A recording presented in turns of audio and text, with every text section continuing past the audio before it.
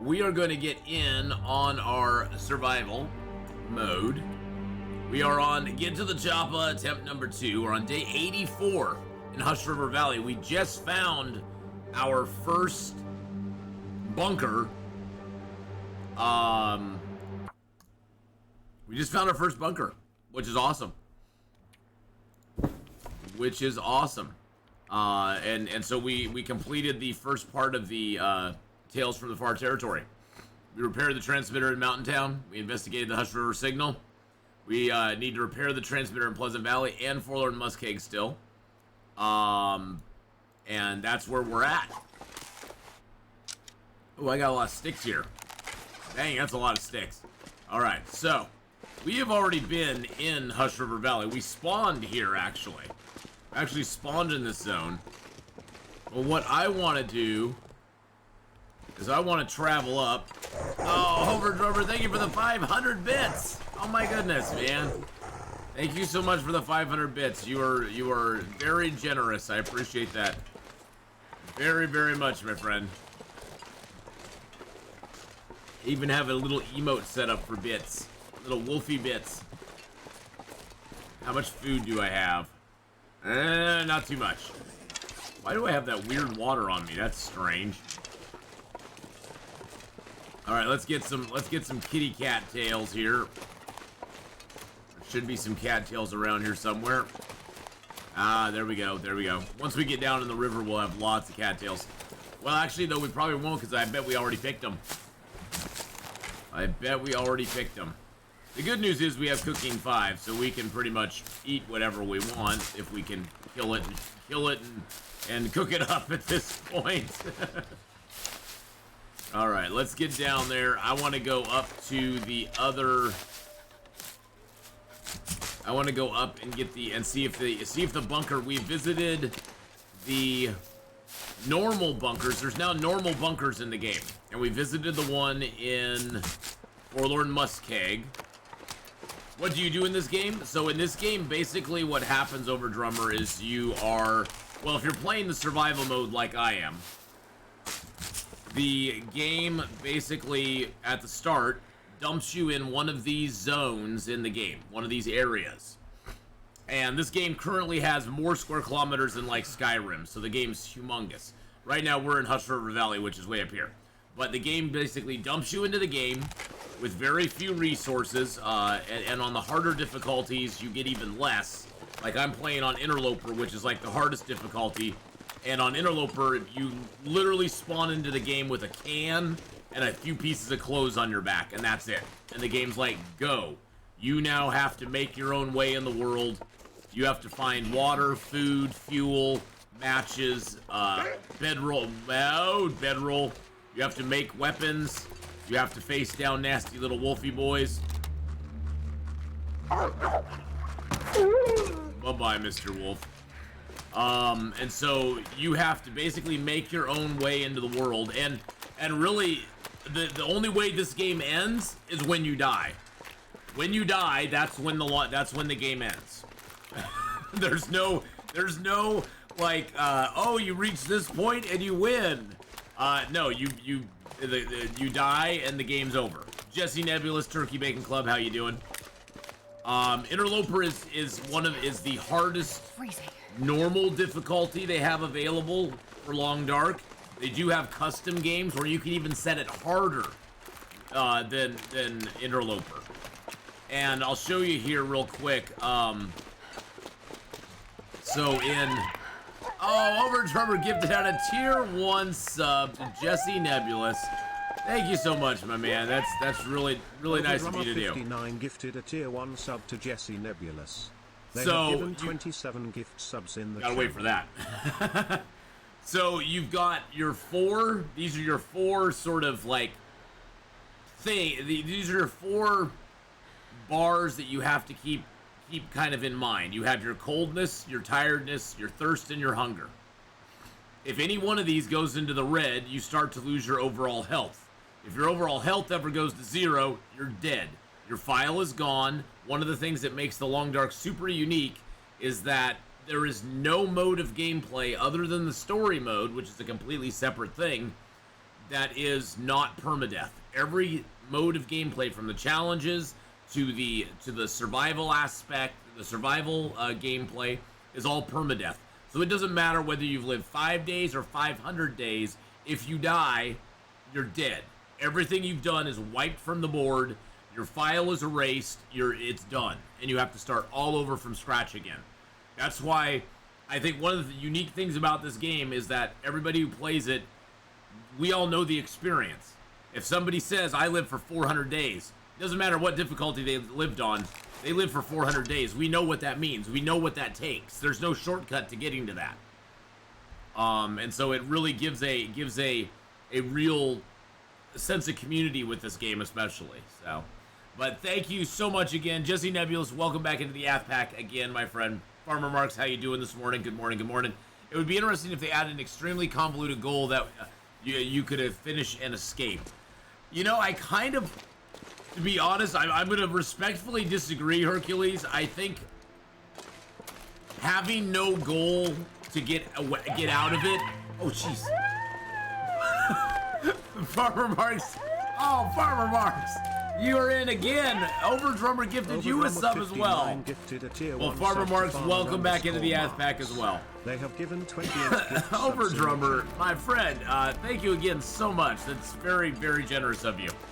Wow. Wow, wow, wow, wow, wow. Dropping those gift subs all over the place. On the generous roll, exactly. I'm going to respectfully disagree, Hercules. I think that one of the things that I love about this game is that there is no like conclusion that you're going for. I like that you make your own story. I mean, I love that they've added in stuff like Signal Void, where we kind of have a little bit of a narrative that we can play with, that we can do, that we can experience. I don't know if I want something that's going to lead to a finality of my gameplay, though. I don't know. Yeah, maybe as an option, I could see that. Okay, I'll back you on that. Maybe as like an option you could turn on, I guess, if you wanted to. You'd be like, okay, I want to opt into having the escape. Although, oh god, he's glitched again.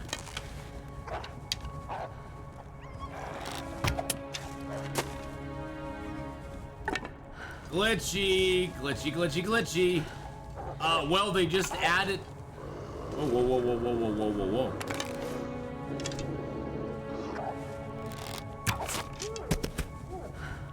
Hey, there's my dinner. They just added in, this year, Overdrummer, is the first year that they have a narrative. They added in what they call, it's their first DLC they've ever created. And the DLC they put in is called Tales from the Far Territory. And they just recently released the second part of Tales from the Far Territory, which has the Signal Void tale added into survival mode. It's the first time they've ever added any sort of mission into the game. And it's kind of cool. I mean, it's something brand new that they've done. We're doing that as part of our adventure this time. Ooh, I got my arrow, but I wanted the wolf. Hello? What the actual heck? Oh, that's so weird. I can't get anything done here. Oh, that's awesome, Jesse. Oh, that's awesome, my man. Well, you're a sub. Throw that link up. Wow, that's weird. I can't target Doggo. I can't target Doggo. I don't know if that's a glitch. Let's sleep for an hour. But that's awesome, Jesse. I'm so happy for you. I'm so happy for you. All right, I'm gonna sleep for an hour. I'm gonna escape out real quick. I'm wondering if that dog's just glitched because he died in a weird spot, or if he's glitched here. I'm gonna make sure I get you subscribed. There we go. I got you. I got you back. So you got mainly, it looks like some Conan Exiles stuff up on your channel. That's awesome. Awesome. Yay, well, I'm so happy for you, Jesse. And some 7 Days to Die. Yeah, 7 Days to Die. Yes, I finally got my confirmation from them just yesterday that I'm gonna be in their Alpha 21, in the Alpha 21 streamer weekend thing. So that's gonna be awesome. Oh, now it moved over here. Oh, that's weird. Do you notice now I still can't interact with it. That's sad.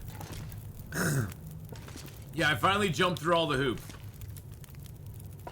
Yeah, I'm really excited about it. Actually, do you know who Lexi W is, Jesse? Lexi W is going to be part of it as well. So, me and her are actually probably going to like stream some of it together. So that should be fun. But yeah, 7 Days to Die is fun. We're gonna do some more 7 Days to Die this weekend, Saturday. Okay. Oh, it's my fridge. Yeah, I got. Oh, that's the other funny thing.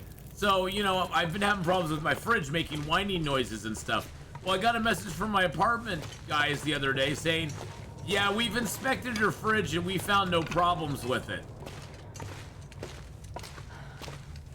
And I messaged him back and I'm like, your maintenance guy was here for like 5 minutes, and yeah, while he was here, it didn't make any noise right when he was here, but it makes noise every day. So I guess I'll just let you know. I guess I'll let you know when it dies, and you can come and replace it.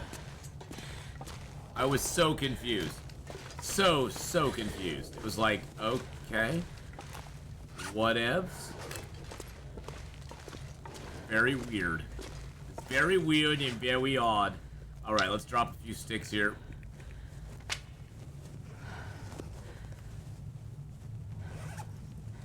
The freezer part, yeah, it's coming from the freezer area on the fridge. Yep.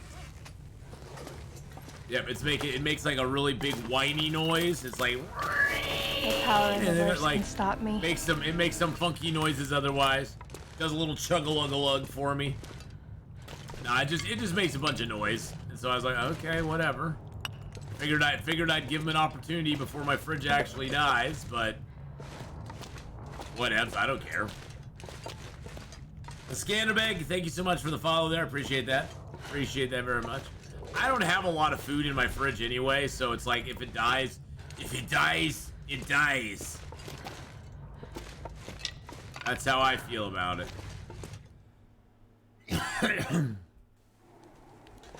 And thank you for going over and giving Jesse Nebulous a sub there as well. Oh, there's some oak trees up here. This is a new thing they just added into the game as well. Is these oak trees? You can get acorns. You can get acorns from them.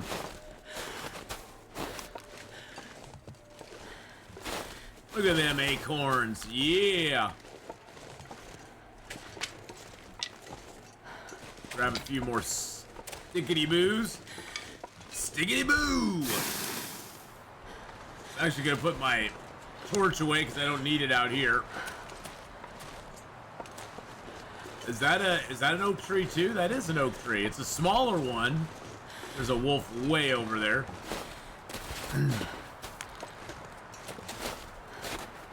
The main reason I wanted to get sketchy was I needed some meat. I need some food. So guess what, buddy? You're gonna be my food now. You're gonna be my food now, my friend. That one's all barren. It's got nothing on it.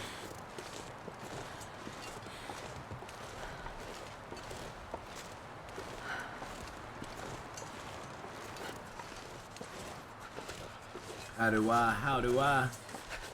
do I say goodbye? Come here, Mr. Wolfie.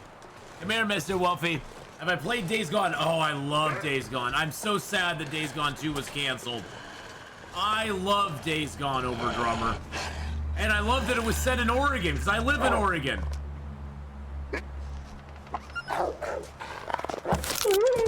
What in the actual heck? I was so confused. I was confused. He was confused. He didn't know what. He was embarrassed. He got embarrassed, then he kind of stood there, then he kind of went, oh, I don't know if I want to attack, I don't know if I want to run away, and then he just decided to run away. I don't know what just happened. I don't know what just happened. That was the weirdest wolf ever. Way over there.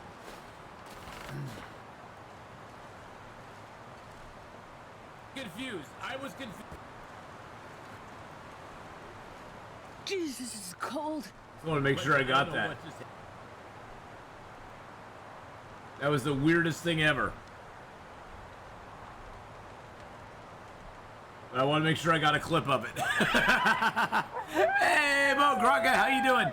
Oh, Over Drummer gifting out a tier 1 sub.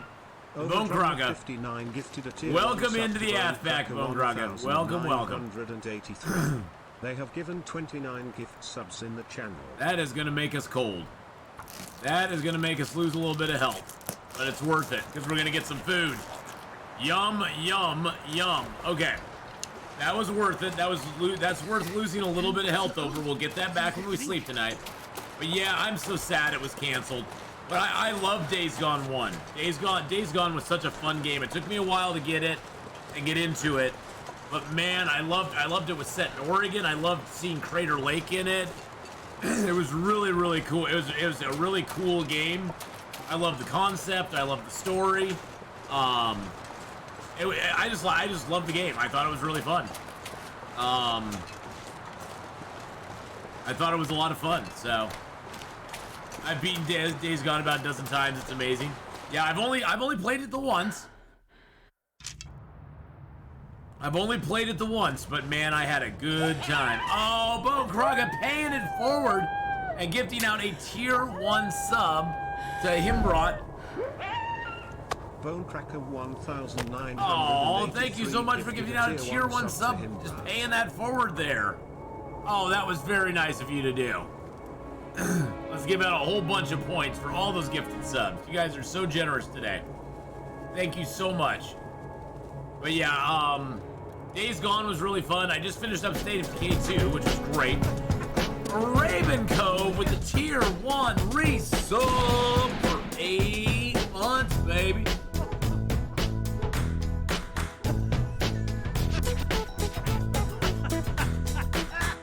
Thank you, Raven Cove, for that 8-month resub.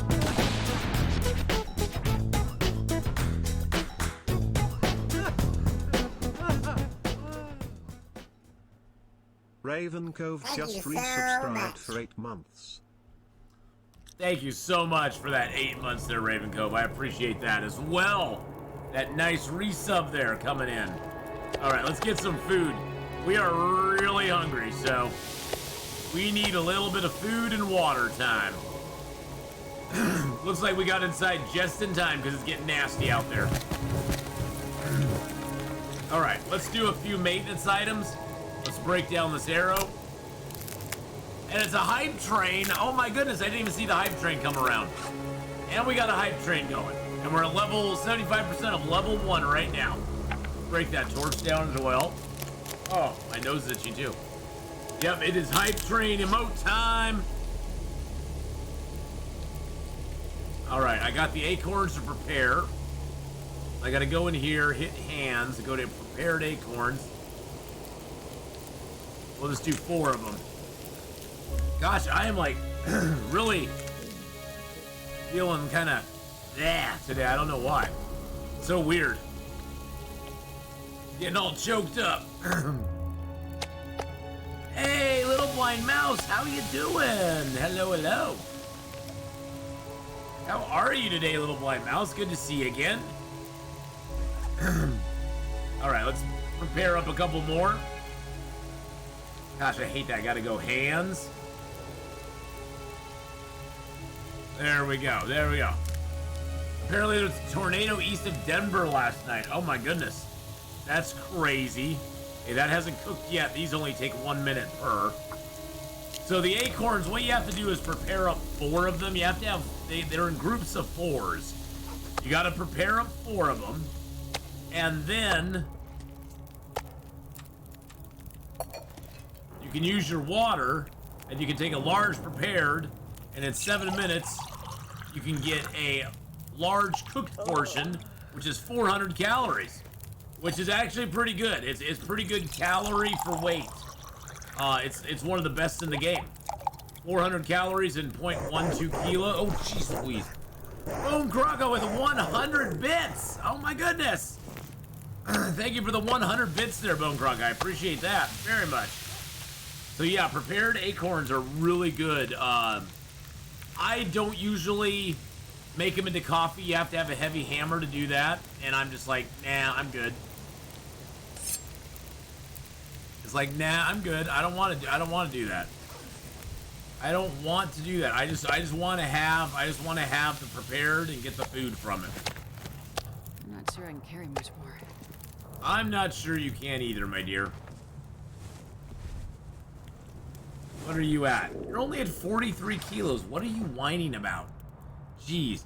Yeah, you can either make the acorn tea. So to make the acorn tea, though, you have to take the grounds. You have to use a heavy hammer, smash them into the oh, jeez. So, thank you for the 200 more bits, Bone.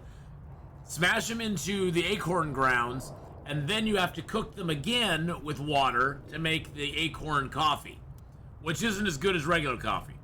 And you either have to do it as large, or you can do them individual, but to do it individually, you have to have 4 acorns anyway. So you might as well make the large portion and do it that way. I usually never bother making them in smaller portions than the large. It just seems the most economical. Most economical. Ooh, hold on a second. Hold on.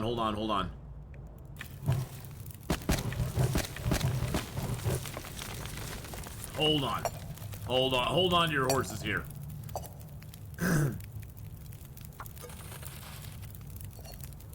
Let's get some water made up. I was thinking, wait a second, should I do, oh wait, I need to make some water. Gosh dang it. Okay. There we go. And there we go. Get that water going on. Yeah. And then I need to make up this prepared birch bark that I have. There we are. Okay. Now, how much water do I have on me? 4 liters. Okay, that's perfect, actually. I like having 4 liters on me. I think I'll leave a liter here just for the future. If we ever decide to come back here, we now have a liter of water here. That's how you do it. You leave a little bit behind wherever you go. Because that way when you come back, you know what? We'll probably leave a couple pieces of meat outside too. Now, it's almost nighttime. I'm almost considering going up to this bunker up here. I don't know if there'll be anything in this bunker. So far, the bunker in Hush River, in Milton, and in Forlorn Muskeg skunked us. We got empty bunkers all around so far. Little Rave asked, hello, did badges disappear after no new update, or was that just me? Unfortunately, it was probably just you. Mine did not disappear on this update. Notice how I phrased that. I lost all of my badges back in the Great Time Capsule debacle of 2019. Or 2018, whichever that was. So yeah, I have not lost any of my badges. I actually gained my last badge. I just got my bunny rabbit badge the other day. Are you on, just a couple of questions. Are you on console or are you on PC? Because if you're on console, I would have no idea. I think on PC there's a way to get them back if you load into some of your old files, but are you talking about the actual feat badges or the challenge badges? That's the other thing I'm wondering about. Is it your feats that are gone or your challenges that are gone? Because for me, I lost my 2018 Midnight and Twilight 2018 badges for 4 days of night. I've never got them back because console, and it's the challenges. Ooh, because I was gonna say, if you're on PC, I know there's a file There was a file that you could look at on your actual PC that would have a backup of them, but on console I have no idea. I would say try contacting Hinterland about it. I don't know if they'll be able to help you or not, though. Unfortunately, I have no in with them or anything like that. I wish I did, but I don't. I'm not a great tech person to be asking. And I hate that you lost those. I had to actually, in 2018, I lost every badge I had. I was able to get a few of the feet badges back, but all the challenges I had to do over again. Gosh dang it, my nose is itching like crazy today. Oh. Oh. Everybody's gonna think I'm doing cocaine here or something. Like we're back in the 80s and I'm snorting lines down on my desk while I'm playing video games. I'm coming up going, oh man, oh my god. But yeah, I wish I had better news for you there, man. But unfortunately, I do not. Unfortunately, do not have good news for you on that. You may have to just redo them all. I had to redo all of mine. Unfortunately.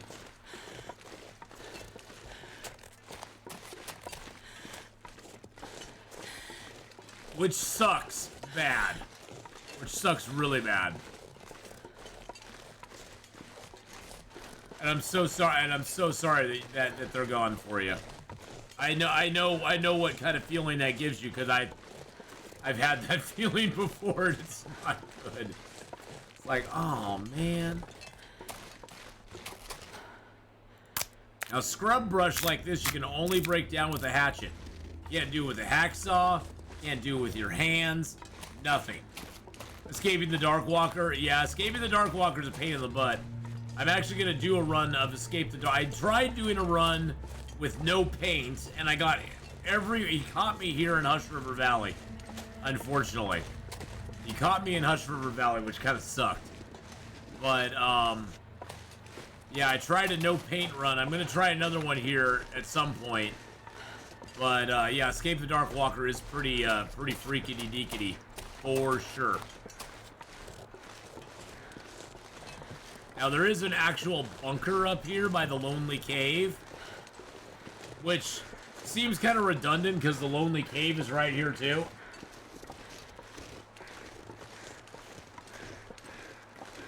But whatever.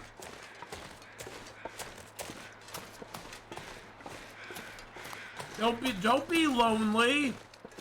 Mr. Cave, don't be lonely. We love you. And the little bit of food you give us. A lot colder soon.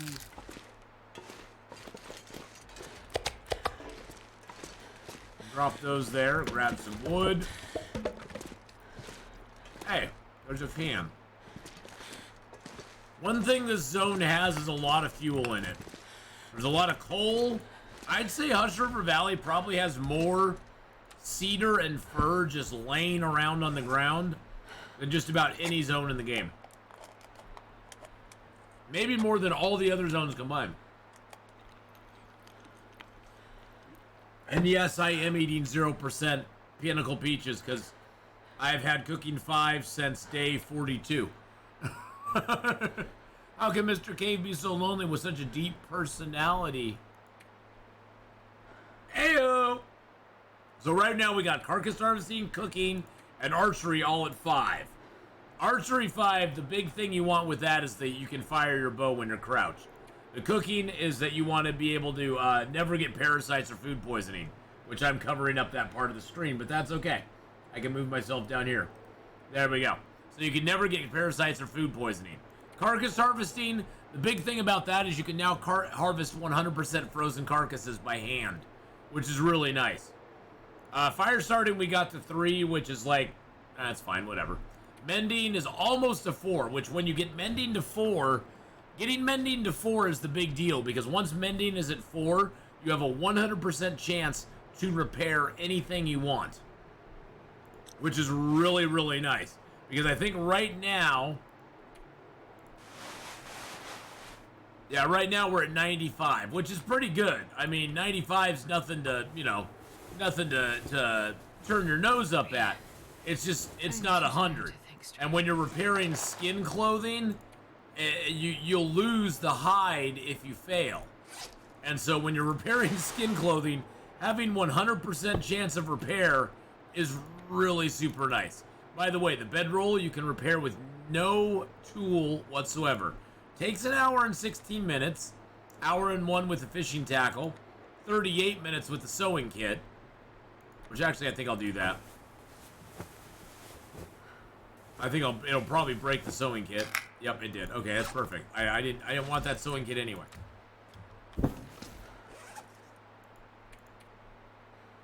All right, let's eat a candy bar and drink a little bit of water. But yeah, escaping the Dark Walker is probably the most annoying one. It's just with my advice to you on escaping the Dark Walker, Little Rave, is that you want to just go from fire to fire. Don't try looting anything else up in the game. Don't play it like a regular game at all.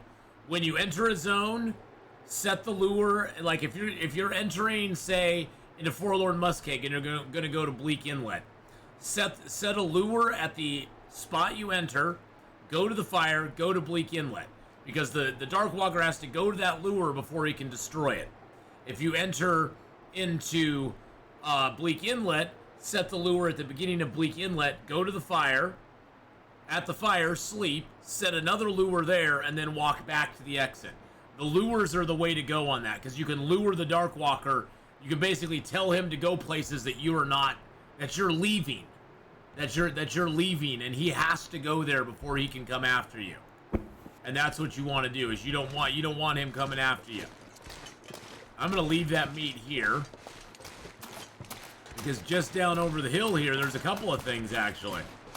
Check this out, boys and girls. You don't even need a transponder to find this. This is a new item right here. This plane crash on the side of the hill. Now there is a canister here that you can access if there is an aurora, but without an aurora you can't access it. So, and it's way cooler when this thing's all lit up at night.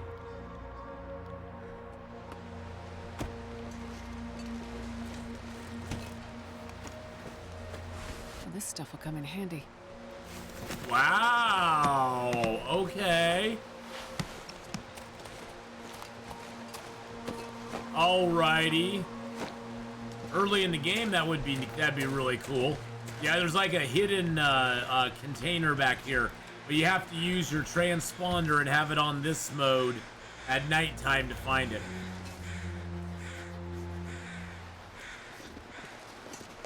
And then, right over here,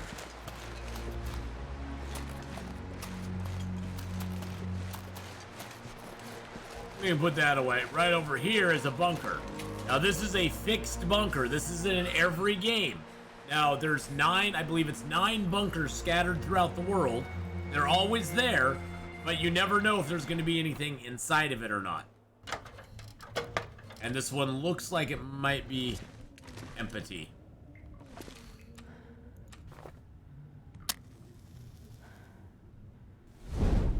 Oh, yeah. We are 3 for 3 on striking out, boys and girls. 3 for 3. Not a dang thing. Got a cardboard box.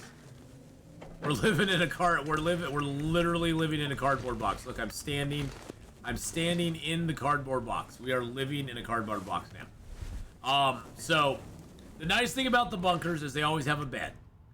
So if you really want to, if you're really cold and you can't get anywhere that's warm, you can always come to this bunker and get a little bit of sleep and get warmed up. We have become Cats, destroyer of worlds. Gotta head out over, drummer. All right, have a good one, my friend. Thank you so much for the gifted subs today. You've been very, very super generous with the channel, and I really appreciate that very much, my friend. Have a great day.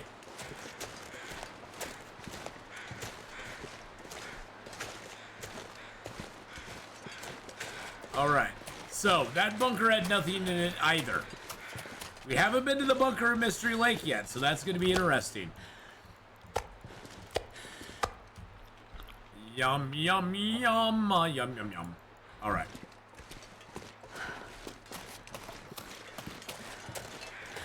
Alrighty, let's get out of this zone then. We've done what we came to do, my friend. We came, we saw, we conquered. We are the destroyer of long dark worlds now.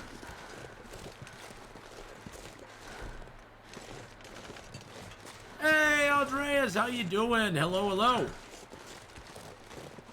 Let's see what I got for you today, Andreas.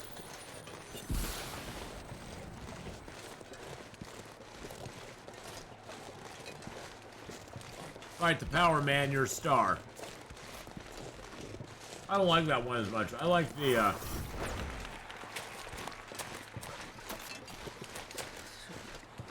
Congrats! Congrats! There you go.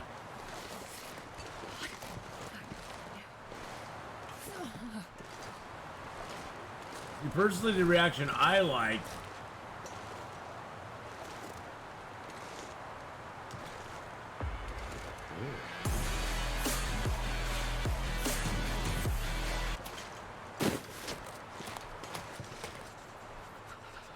Oh, can I activate it? Oh, I can't activate it? Aww.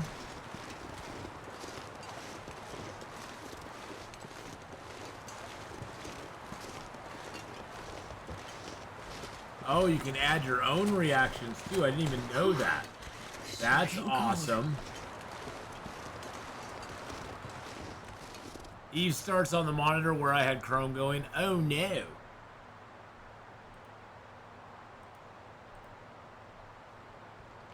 That's what I say. Oh no. Good job. Good job. All right. Let's get out of here.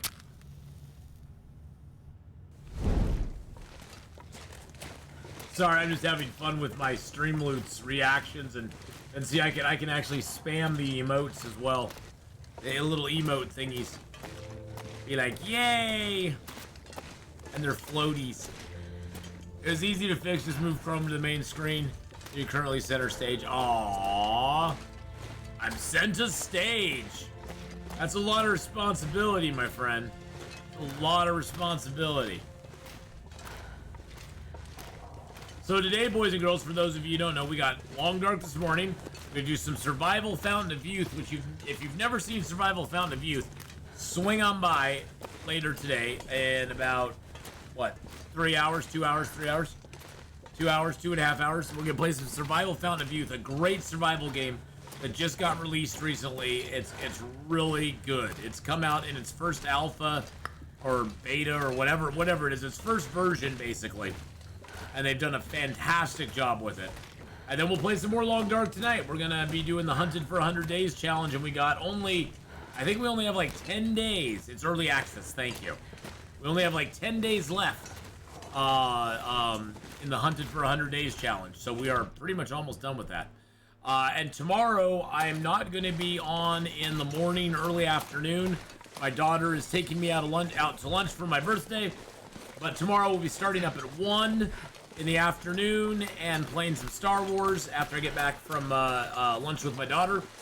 And the only other scheduling change we have is that on Sunday is Mother's Day.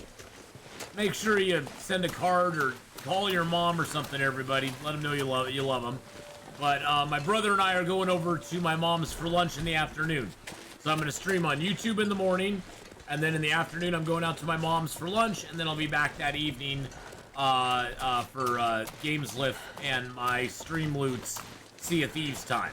So Sunday's going to be just a little bit different because of that. So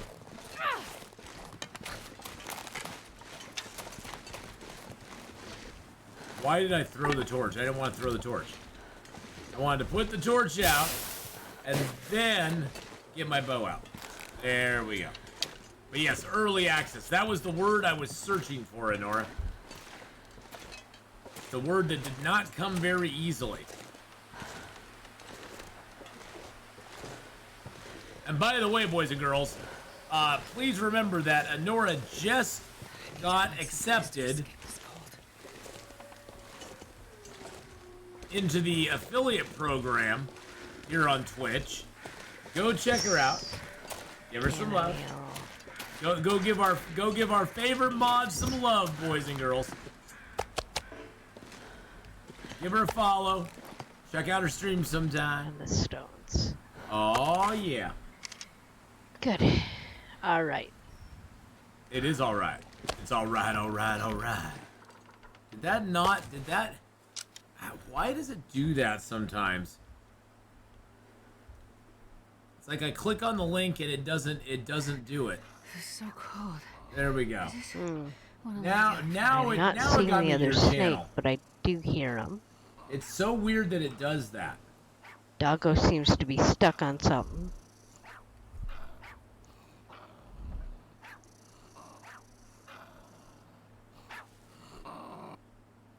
That is so weird.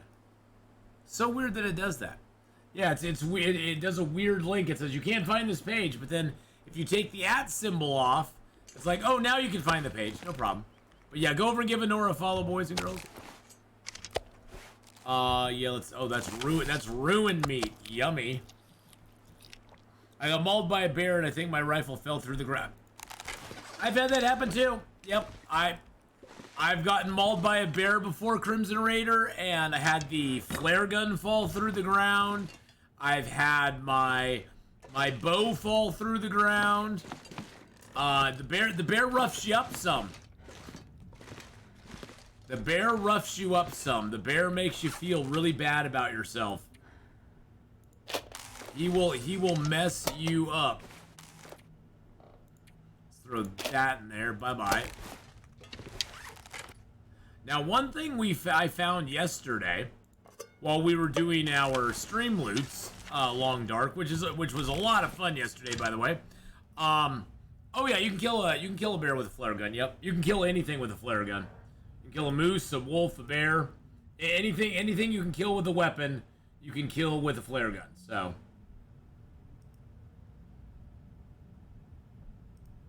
But yesterday I found that there is an actual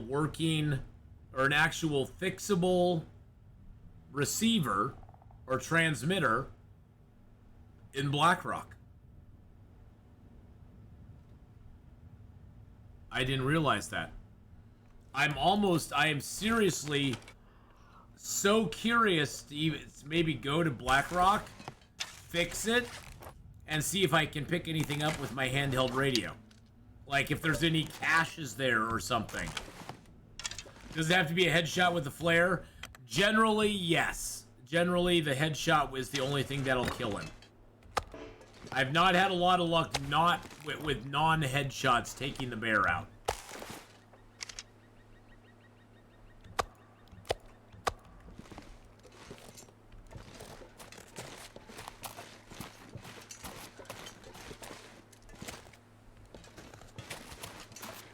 And usually Crimson Raider, you use the flare gun as a last resort when the bear is right on top of you.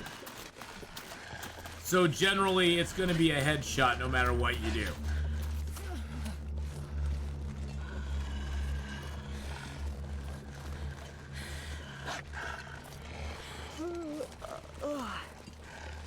Excuse me, Mr. Wolfie.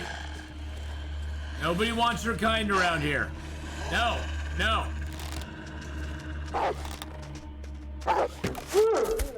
Nobody wants your kind around here. Go away. I already gave it the office. But yeah, usually the flare gun does not work real good at distance. It has a severe... The flare gun has a lot of drop. Like, you get out, you can even get from here to that rock, and you better be aiming up high, because the flare gun's going to drop.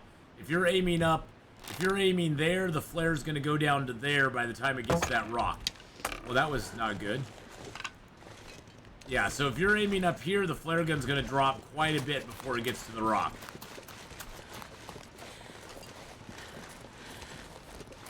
It's not a game. I mean, if you can get the flare to, if you can get a shot in the bear, Crimson Raider, even with the pistol, as long as you hit him, he will eventually bleed out. It may take a while, but he will bleed out. Now, the moose, on the other hand, you have to kill it outright. You can't, there's no bleed out on the moose, period. But as long as you can get a shot in the bear with the pistol, or if you can get the flare to stick, it has to stick in the bear. It can't bounce off the bear. If it bounces off, it means it did no damage. But if you can get the flare to stick in the bear, then he'll eventually die from the flare as well. So either way, either one of those ways works.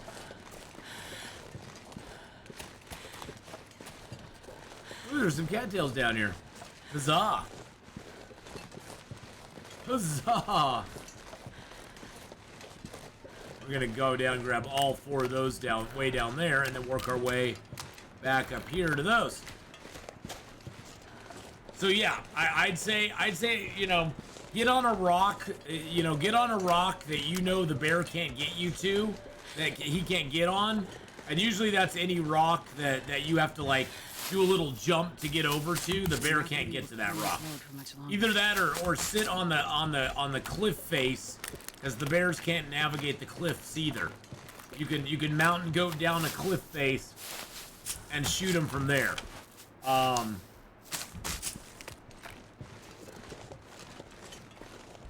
Had the bear maul me, then go to sleep on my body and mauled me again when I got up. So you got camped by the bear. You got bear camped, basically. Have I ever actually eaten a cat? No cattails for me. I saw on the show Alive, there was a dude who actually like found some cattails, but they were like rotten or something. He was like, yeah, these are out of season, these are rotten, and he couldn't eat them. But no, I've never eaten a cattail myself. I said, I guess though that they're really full of I guess they're really full of, what is it? Is it carbs? And fibers or something? I forget what I forget what he said it was, but they're really good on something. As far as like being sort of a mountain man food. I think he said they kind of like, if they're fresh, it's kind of like celery almost. They almost have that consistency of a celery stalk.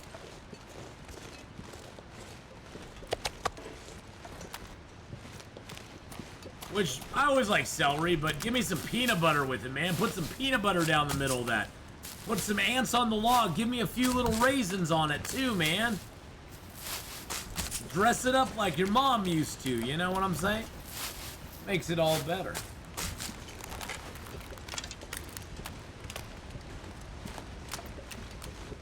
Ants on a tail? Is that what it was called for you? See, my mom always called it ants on a log. Because it was kind of brown, so I guess it kind of looked like a log. I don't know. Isn't it funny how we all have like similar? We all know what it is, but it was all called different names for all of us. Some of it coincides, like you and me, Zoe, and then Crimson Raiders got ants on a tail. Oh, that's what you call peanut butter on a cat tail. Oh, I see. I'd love some peanut butter on a cat tail. That's probably the only way I'd want to eat it. Is that wrong?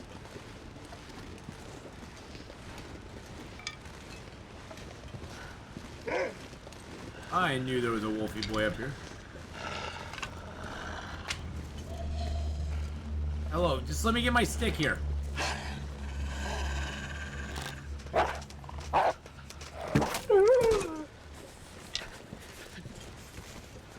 Let me get my stick, you big meanie.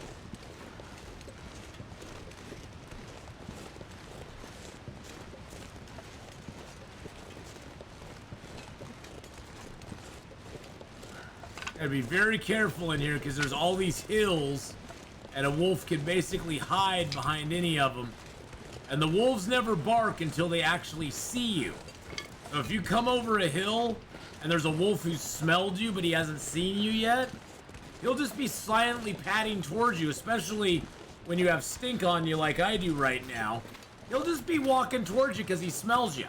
He doesn't know you're there. He just smells the meat or the guts or whatever. Not the hides, because hides have no smell. But he smells the guts or the meat on you, and that's why he's coming over to you. And he doesn't bark until he sees you. But if you come over a hill and he comes over the hill at the same time, he's gonna bark and attack. There's just no, you're done. There's no trying to get away from him at that point. There's no walk in the other direction or anything like that. He just goes and rawr, and just runs in on you.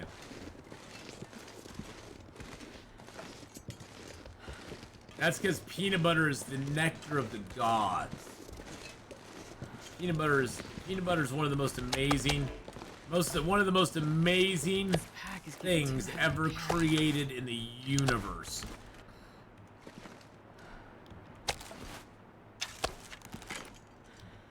I don't think I could live in a time pre-peanut butter. I just couldn't do it. I straight up could not do it. My life would not be the same. Wow, that's a lot of sticks we have right there.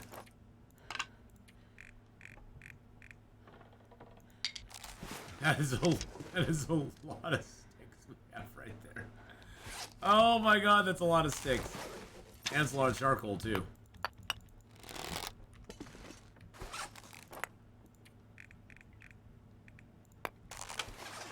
A lot of charcoal, got a little bit of fur.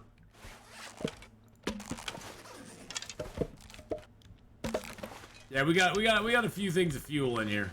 A few books too. I've read these books, right? What? I haven't read that sewing primer yet. Oh, that is so getting read right now. There's a jerry can.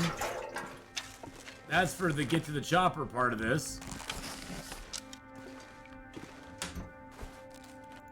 I have not read that book yet. That is crazy. All right, what do we got in here? Wow, we got a lot of crap in here. Got that bear hide in here. Got some rabbit hides in here. Got some guts in here. I only have 2 guts on me. That's not very good, especially since my bow's at 30%. Especially since the bow's at 30%. That kind of sucks. Hey, Mega, how you doing?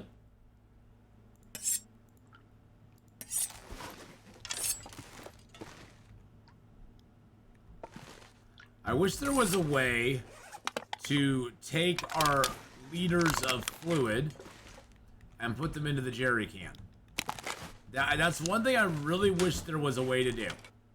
And it's kind of frustrating there's not.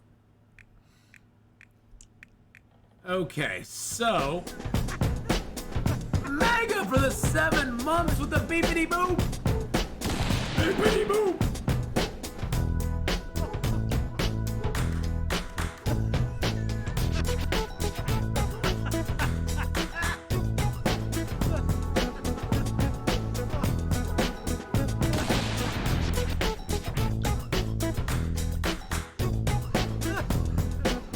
Thank you, Mega, for that 7 months. Appreciate that very much. 12 just resubscribed for 7 months. Well, and you think they could do it because they have a way to separate fluids already, okay? You can separate fluids by with water into 1 liter things. Or into half liters if you really want to. So you'd think that they'd have a way that you could separate the lantern fuel if you wanted to into like half liters or whatever, and you could just get little half liters out of it, or you could combine it into a jerry can. I mean, that would just be phenomenally awesome. All right, let's drop the birch and the maple here. Wait a second, is that cured? Oh, no, it's green. Okay, I was like, wait a second, is that cured or green? Oh, it's 80%. Okay, gotcha. There we go. Okay, so those are getting cured right now. I can't use, I need to go get some guts. I need to go get guts and get those drying. I can't believe I'm low on guts here.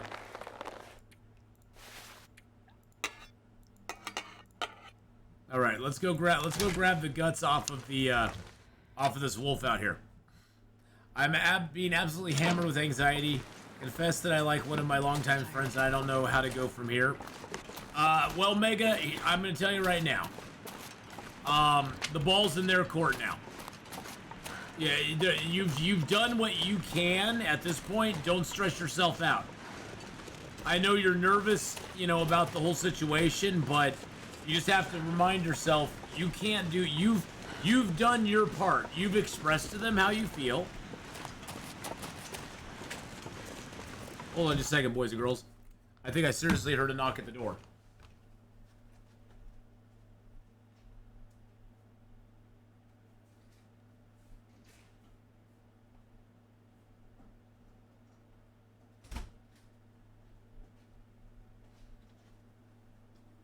Maybe I didn't. I thought I seriously heard a knock at the door, but I guess not. I'm sort of waiting for my apartment manager to oh my gosh, no. Tell me no. I need these guts. I gotta take them, even though a blizzard just came up. Good lord. But honestly, Mega, you've done what you can, and the ball's in their court, whether they're gonna like you or not, or whether they're gonna reciprocate your feelings or not. You can't force it. And I'd say just be kind to yourself, and don't like get too anxious about it. You've done the step that many of us would never be brave enough to do in the first place. And for that alone, you deserve a lot of praise, and you've taken a step that a lot of us would never do because we'd be too scared to, including me. So, you know, be good to yourself, man. It takes a ton of courage to do that, especially because you're afraid you're gonna ruin the dynamic between you and this person, and all sorts of stuff. You know, there's all sorts of stuff that goes on in your head with it. I wonder if I can drop any of this gear. So, you know, be kind to yourself about it, and don't beat yourself up a whole lot, okay? Okay, I'm gonna take that out of there. I'm gonna take anything out of here that is not pertinent to our survival. I'm gonna put it. Oh, wait a second. What's over here? Oh, okay. Okay, over here, I'm gonna put the stuff that I don't need. Hey, Gaming for Life. I'm doing a little better today.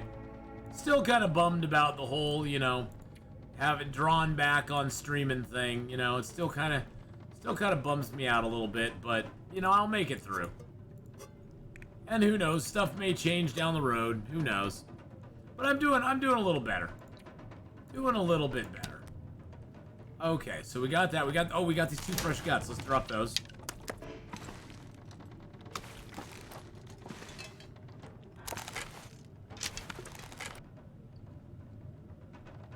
There we go. Alrighty, but no, I'm doing good. You know, it's a day by day thing. It always is. So, all right, let's go. Let's go to the mall. Let's go throw our. Let's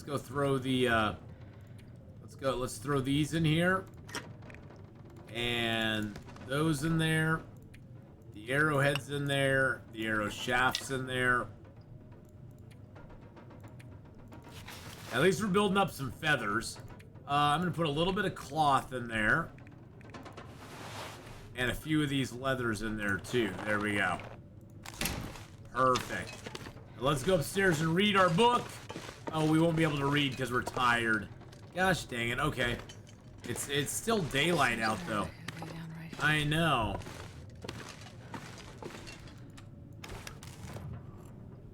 I know. Let's go, let's get get like 2 hours of sleep just to get a little bit of sleep in us. We have a few things we need to do though before we actually like take a long sleep.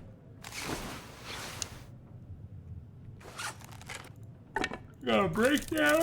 Ooh. Excuse me. I was up watching Hadrian's videos too late last night. He's almost done. He's almost done with his Civ 6 run, and I was enthralled by that.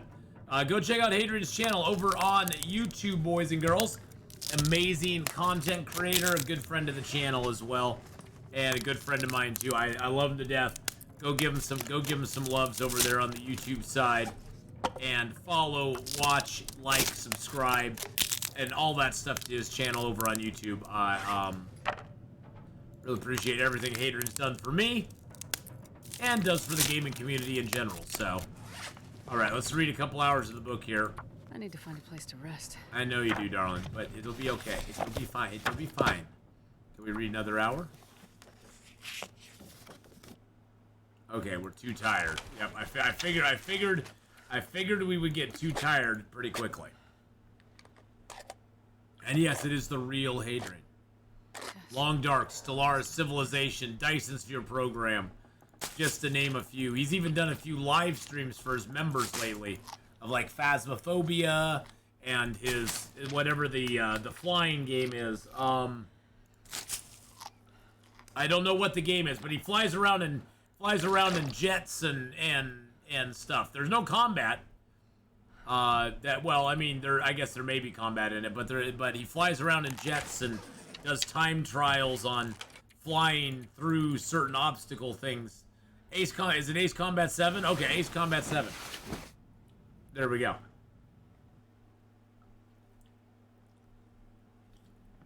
But there was another one he was doing too. What was the other one he was doing, Aldreas? Wasn't he doing one where it was like just like it was like the Maverick thing, you know, in Top Gun Maverick, where they have to fly through the canyon, and they were doing that run. I forget what that was called though. Oh, had none of his streams. Oh, okay. I don't think it's Ace Combat 7. Not that one anyway.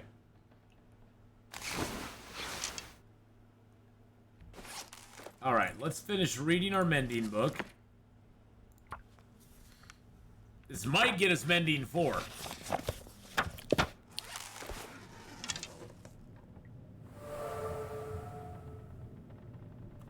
Give me mending 4, baby. Oh, yeah. Oh, I love that noise. I love that noise. Give me my mending 4, my friends. Good lord, that's a lot of stuff we have here.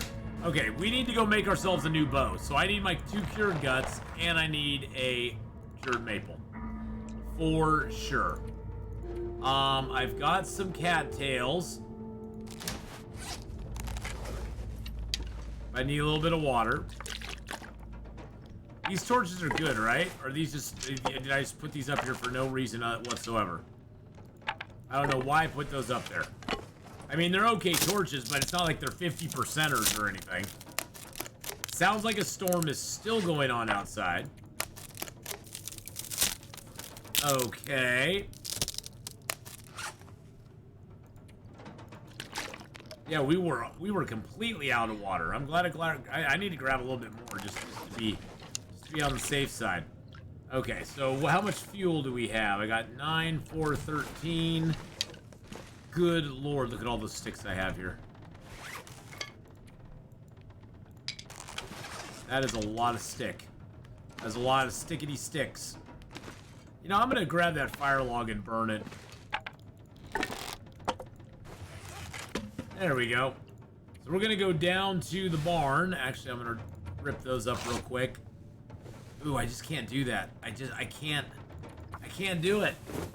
It hurts my soul to rip up combat pants. It hurts my soul to do it.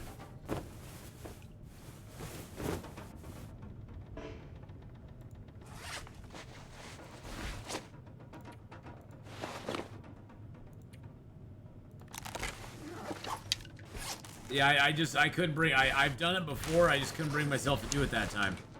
I just couldn't bring myself to do it.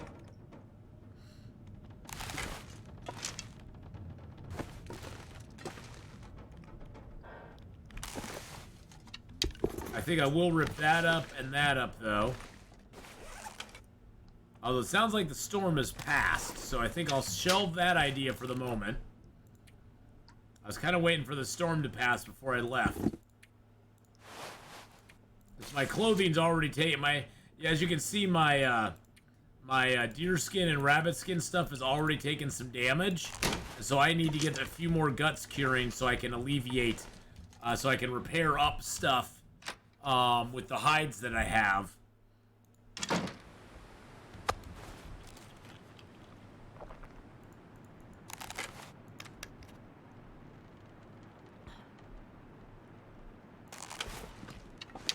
Alright, let's go.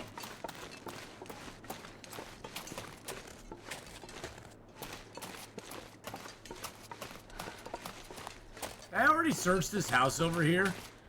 I do not remember searching this house. For some reason, my memory just says I didn't search it, but I don't know. I'm probably wrong. Nope, I'm wrong. I'm wrong. Wrong! I was like, did I really search that house? I don't remember searching it. Must have been a long time ago. In a galaxy far, far away. Now the good news is we'll probably find some wolves down here that we can shoot, eat, take their guts, get them curing. So we'll have some good wolfy hides and stuff to go.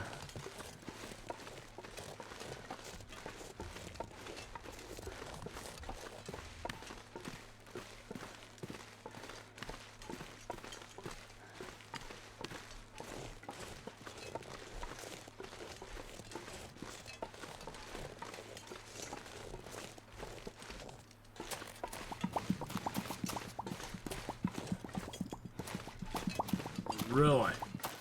The funky cat emote, okay.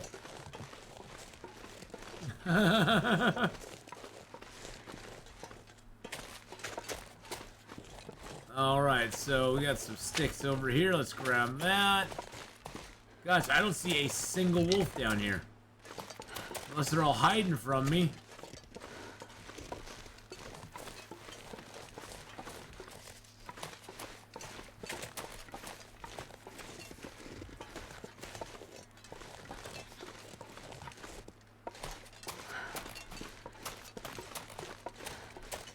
There's a wolf.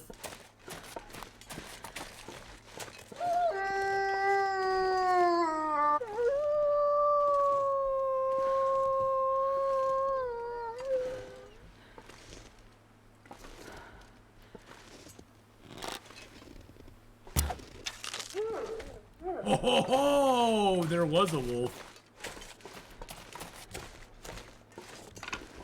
Sniped you, sucker. Sniped you, buddy.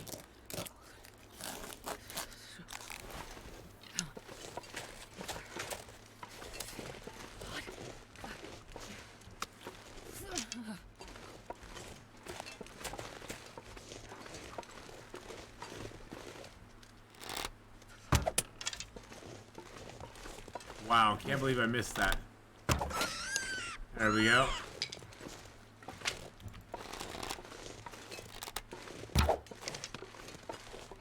Oh, came very close. Very close.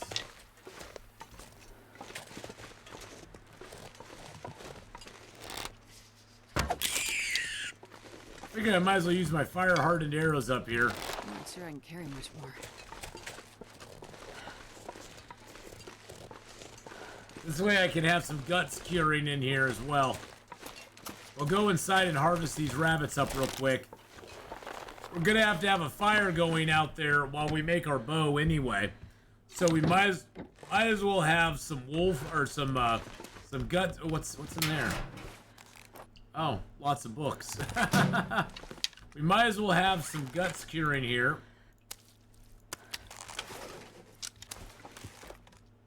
I mean, now that we have bow skill 5, you'll notice our bow wears down very slowly. I mean, our bow's at 27%, but the bow is gonna wear down super slow now that we have bow skill 5. And so, people are always like, oh, I'm worried I'm gonna run out of maple or birch or whatever. It's like, well, it's day 84. I'm now crafting. I think this is my 3rd bow I'm crafting now. And from now on, I may have to craft a bow every 50 to 60 days, and that's a lot of 50, maybe even a bow every 100 days from now on. You don't have to craft a lot of bows going forward. It just doesn't. There's not so much that you're shooting anymore. You're using your bow as the last line of defense. And you're using it mainly if you want to take down a big animal to get some food.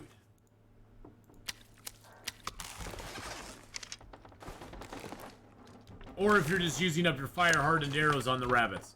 Which, by the way, fire-hardened arrows are amazing. It gives you such a great...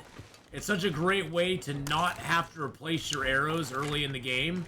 Because you can just use fire-hardened arrows on the rabbits. And it saves you so much,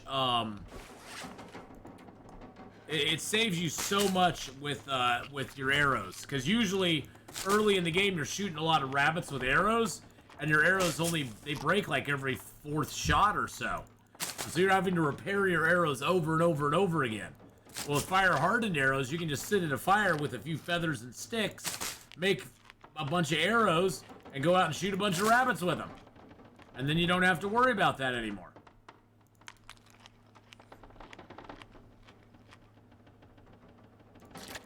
Which is amazing. Okay. Let's go out and, there's a couple of things I want to do. First of all, I want to get this fire barrel started.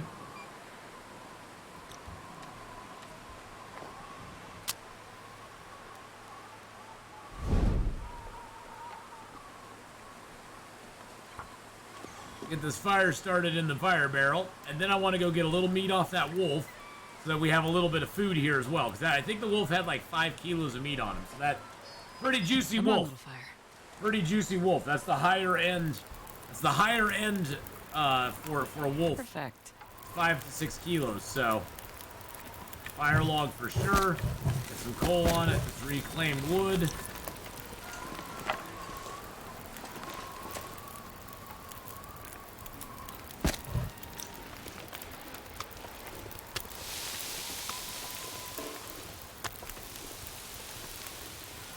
$26 and $20, okay.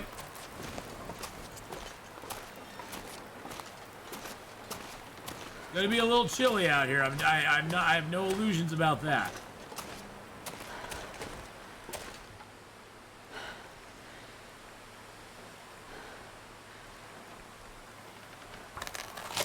But there's only 1 arrow down, so that's not too bad, actually. It's not too bad. Did I search this vehicle already? Yes, I did. Okay.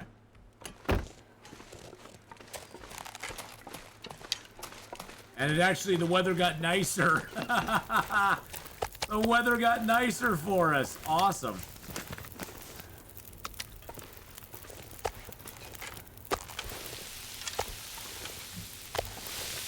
Now we got 48 minutes on the fire on the meat before it burns or before it gets done. Let's go grab the rest of this guy's meat, which should only take like 20 minutes. And you see how he's 72% frozen? A frozen animal, it's better to harvest him with your hacksaw because it doesn't take much longer than your knife, and it takes less time than your hatchet, and less time than your hands. And the hacksaw is a lot easier to repair. So I'm gonna leave a little bit of meat on him because I don't need the small piece. Wow, it is actually really nice out here today. Really nice out here.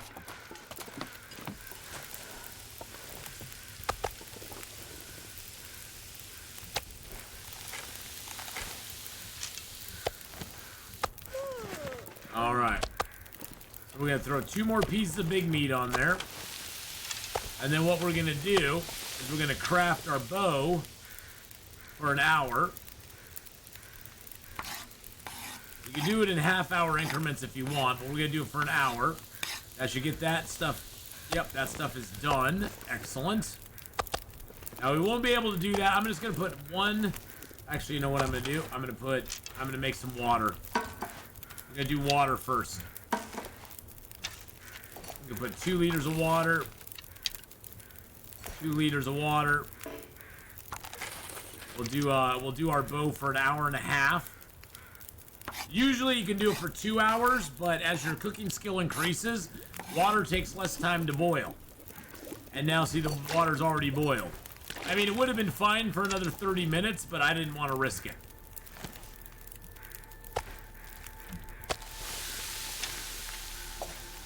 Make a little more water. Do another hour on the bow. So in this way, you can multitask the things that you're doing. You can have a little bit of cooking going on. You can have a little bit of water making going on. The game allows you now to have several activities occurring at the same time, which is really nice. It used to be, I don't know if you all remember, but you used to have to sit and stare at the fire while you crafted stuff. Oh wow, there's an aurora.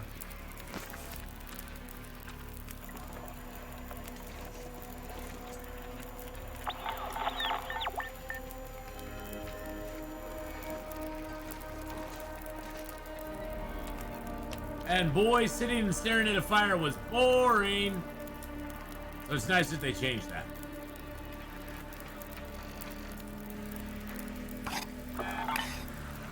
Oh, we actually have a signal. No, we do not need to rest soon. We need a drop of coffee.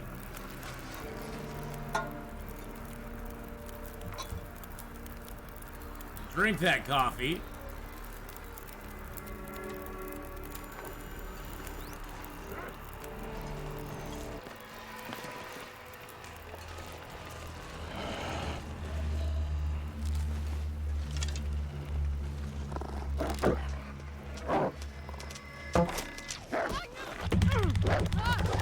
Wow. He either went right through my arrow. He went right through my arrow, or I missed him completely. I think I missed him completely. No, I didn't miss him completely. Wow. Bedroll check. Clothing check. Yeah, that was a health wolf. He didn't even touch my clothing. I did not miss him at all. I didn't miss him at all. That's crazy.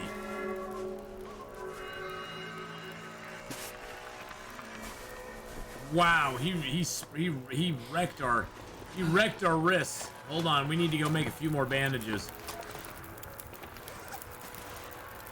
Wow, he just wrecked our face.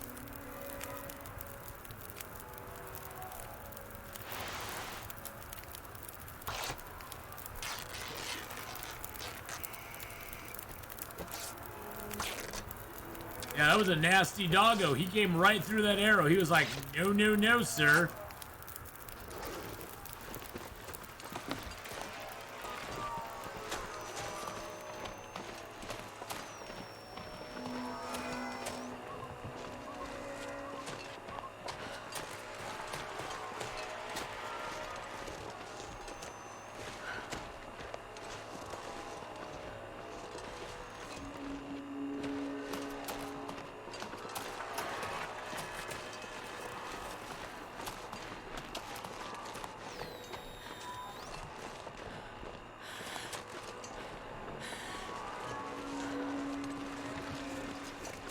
All right. He interrupted my search, exactly. And hi, Cindy.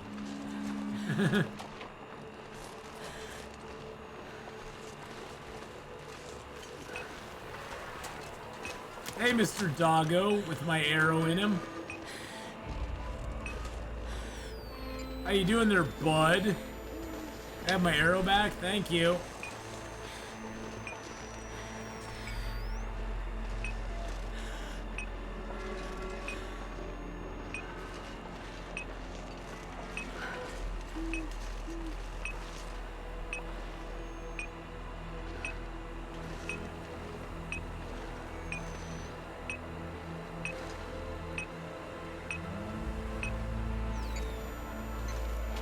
Excuse me?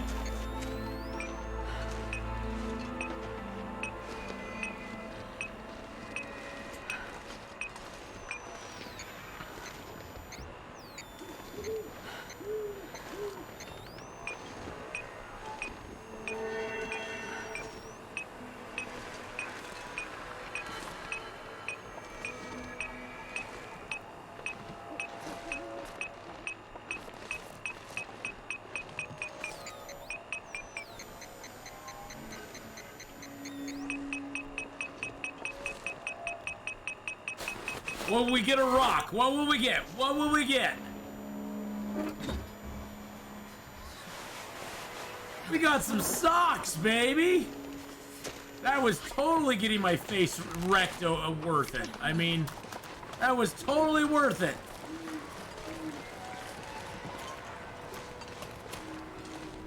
We called it, Ath. We knew they had given that they'd add Interloper and Tails given a bit of time, balancing time. Yeah, exactly. Exactly, King. I mean, I knew instinctively that it was not something they were doing to like screw us or anything like that. It's just they needed to balance it out so that we didn't get like massively great loot and everybody would complain and moan about that. I mean, it's a matter of balance. Hey, I got some socks. Yeah, the you know, it's more about the experience. Honestly, it was funny, King. I was saying, you know, really, they could have basically emptied the entire, all the caches, all of the, well, I got a rock out of one cache. One of the caches in Forsaken Airfield literally had a rock, a single solitary, yes, one of these right here. It had this inside of it. It was my pet rock for a little while. But for Interloper players, it's just we want to do it. We don't care what the reward is. We don't care if we get the coolest Guga and the greatest thing. We want to be able to do it.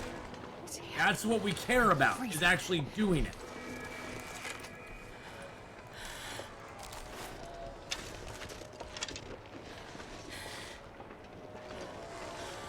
The experience is what we're after. But I hope you're having a good day today, King. So far, I've been enjoying it. I went to Hush River Valley, found the cache there, you know, or the bunker in Hush River Valley. So far, I'm 3 for 3 on the regular bunkers, being zeroed out on them. I looked at the bunker in Hush River Valley, the one here in Milton, and Forsaken and Forlorn Muskeg. None of them had any loot in them whatsoever. So we've been skunked on the bunks so far, but that's okay. It makes it fun not knowing where the stuff's gonna be, you know? And then the bunker in Hush River Valley didn't really have much in it. I mean, it had the notes and stuff, and a couple pieces of clothing in it, a few cans of tomato soup, and a little bit of food, but that was about it. It was nothing special. But that's okay. Like I said, I don't really want like fat loot in the bunkers. I just want to have the experience of being able to go get them. That's what us Interloper players want. We want the experience. We want to experience it all. We want it, give it to us raw and wiggle it. And we enjoy every bite of it. I wish this game had one woolly mammoth. I'm glad it doesn't. The woolly mammoths, the Yetis, and the Sasquatches they can leave for other games. They can leave those for other ones.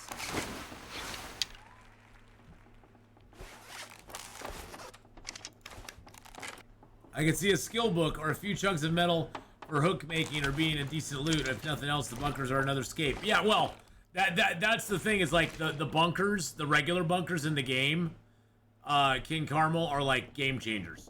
I mean, they're like an indoor place that you can go, that even if it has nothing in it, there's a bed. I mean, on Interloper, what are we looking for all the time? Warmth and a place to sleep. I mean, we can take care of the rest of the stuff. but warmth and a place to sleep is invaluable to 99% of Interloper characters out there. I have a Medieval Dynasty question. Oh, yes, Medieval. Lay it on me. I haven't played any Medieval Dynasty for a while. I've been so busy with other games that unfortunately that game has got relegated to not being played at the moment. But what is your question about Medieval Dynasty? I'm no expert, but I've played a bunch of it at this point, so I love that game. It's such a fun game. Lay it on us. And everybody, just for everybody's knowledge, we don't have to be playing a game. If you want to ask a question about it, ask a question about it. I know, exactly. Interloper's players look at an empty bunker and go, damn, I can actually like lay down all my stuff in here. I can put hides on the floor. I can drop my wood over here. I can make a little wood pile. Oh yeah, we look at it as an advantageous thing. We're like, oh man, look at all this real estate over here. I'm still learning the ropes. I'm not sure if I'm storing food correctly for my villagers to use it in the kitchen. So your villagers will draw food out of your food storage. And that is for if they're going to use it in the kitchen or if they're going to use it in their houses to feed themselves. So you always want to put your food in the food storage. Now at the bottom of when you have open the inventory and say you click on an apple or whatever it is you click on, at the very bottom right, it'll actually tell you what storage you should put it in. So why is there a chest in the kitchen area? That's an option you have.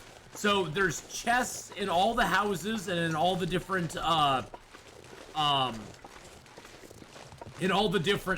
buildings, the trader buildings as well as like the kitchen.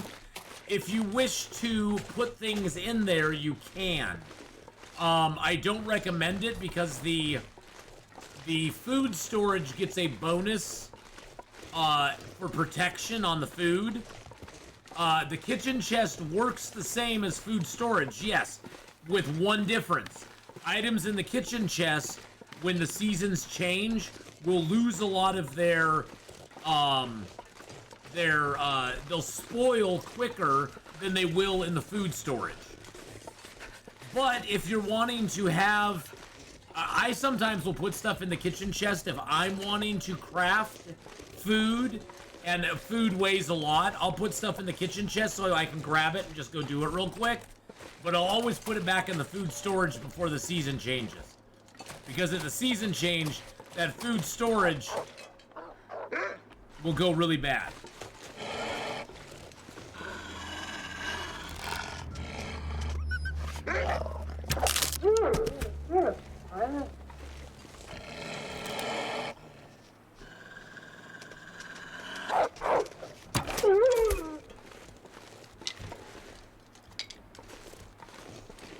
Hold on, it got serious right now.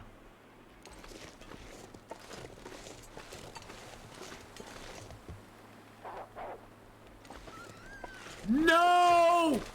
No! Not my bunnies! No, you mean Mr. Wolf. You mean Mr. Wolf. That was my friend. Hope nobody needs this Thank anymore. you, Atheenon. He was so mean to me. He was gonna eat me. Now set me free. There, I set him free. He was set free. Shh. Aldreas, don't break the fourth wall there, man. Don't do it. He was set free. He was set free.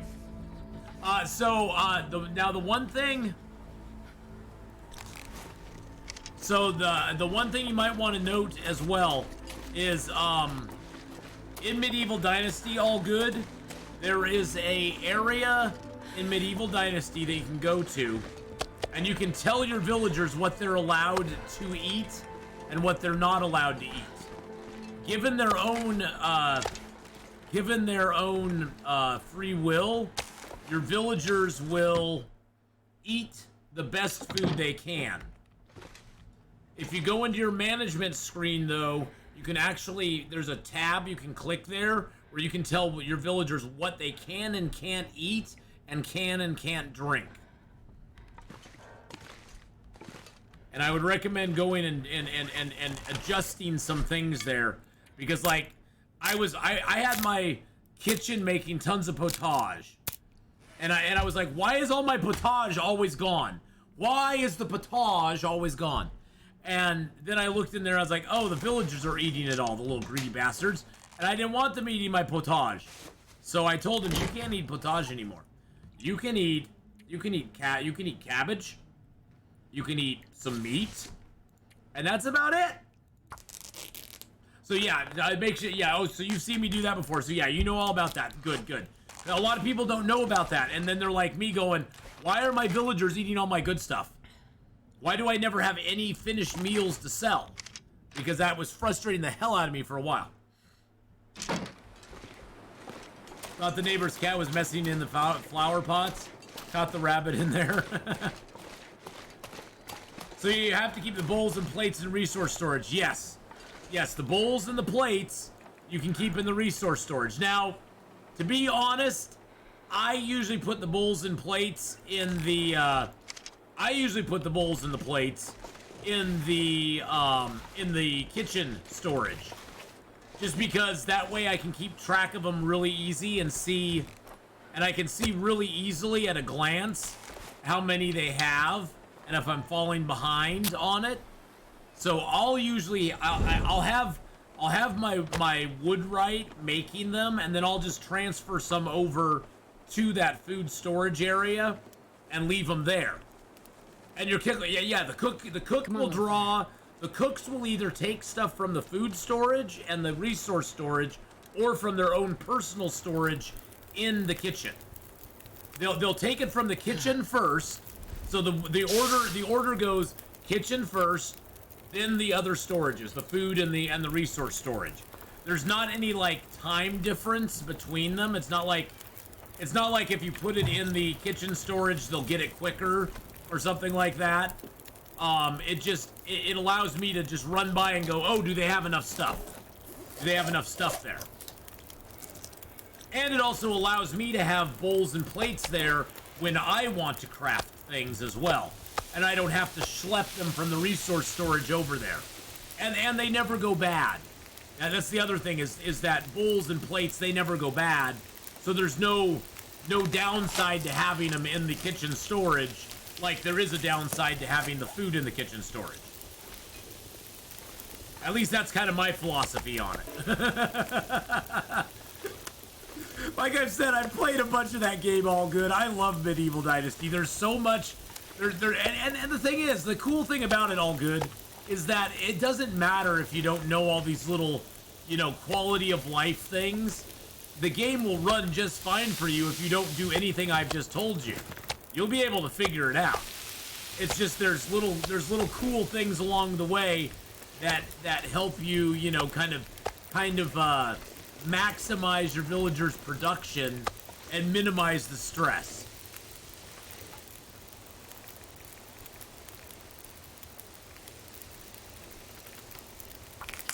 I've enjoyed it. Only at year 2 with 4 villagers. Hey, 4 villagers is low. There is a thing of growing your village too quickly. I mean, I'm at year, I think, 13 now, and I'm now up to like 40 or 50 villagers. And the thing is, you always got to plan ahead. Usually, well, the thing that'll stop you from growing too fast in the beginning is you don't want to. You have a building cap, and you don't want to have too many houses and not enough amenities for your villagers, jobs and stuff like that. Oh yeah, it's a lot of mouths to feed. It's a lot of mouths to feed, all good. It truly is. But it's fun. It's fun wrangling them all around. I think in my run now, my son's like 9 or 10. It's only about 8 more years and he'll be ready to take over.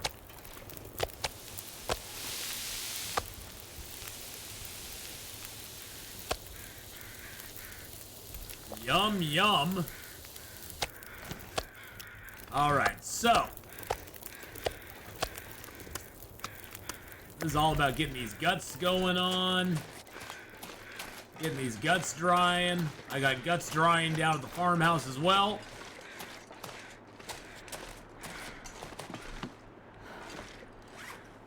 And this pack is getting kind of heavy. I knew she was gonna say something. I just knew it. I was gonna say, hey Astrid, is your pack heavy? And before I could even open my mouth, she had to say something.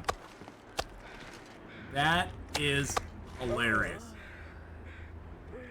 That is absolutely, it's so Astrid. It's so Astrid.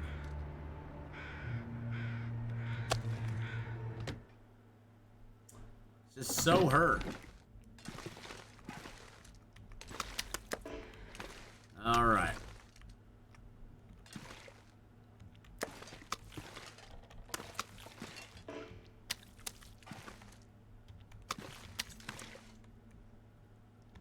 I wonder how many sticks I have in my pile here.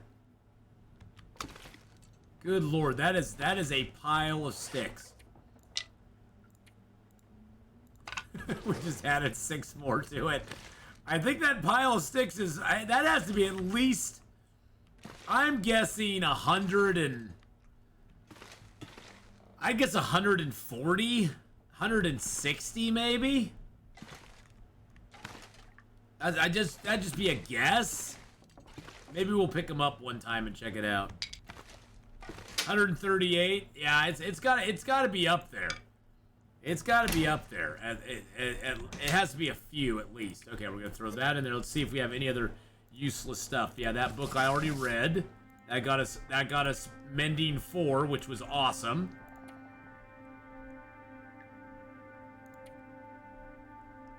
All right. You would say only 90? Okay, well now we have to do it. That's too much. Okay.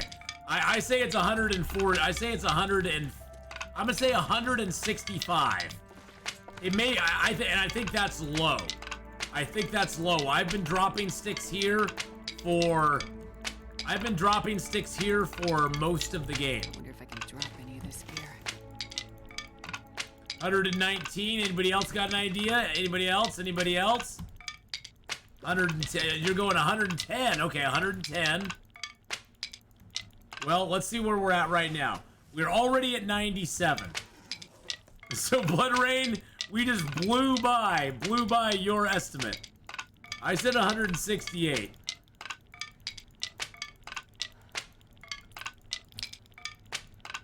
Oh, you agree with me, Rusty Beta? Okay. 158. Oh, we busted. Brom, brom, brom. So who was closest without going over? Oh, all good. You snuck in over Honora with 146. Now that is classic Price is Right strategy. That is a classic Price is Right strategy. You go over by $1. 158 sticks right there. Damn.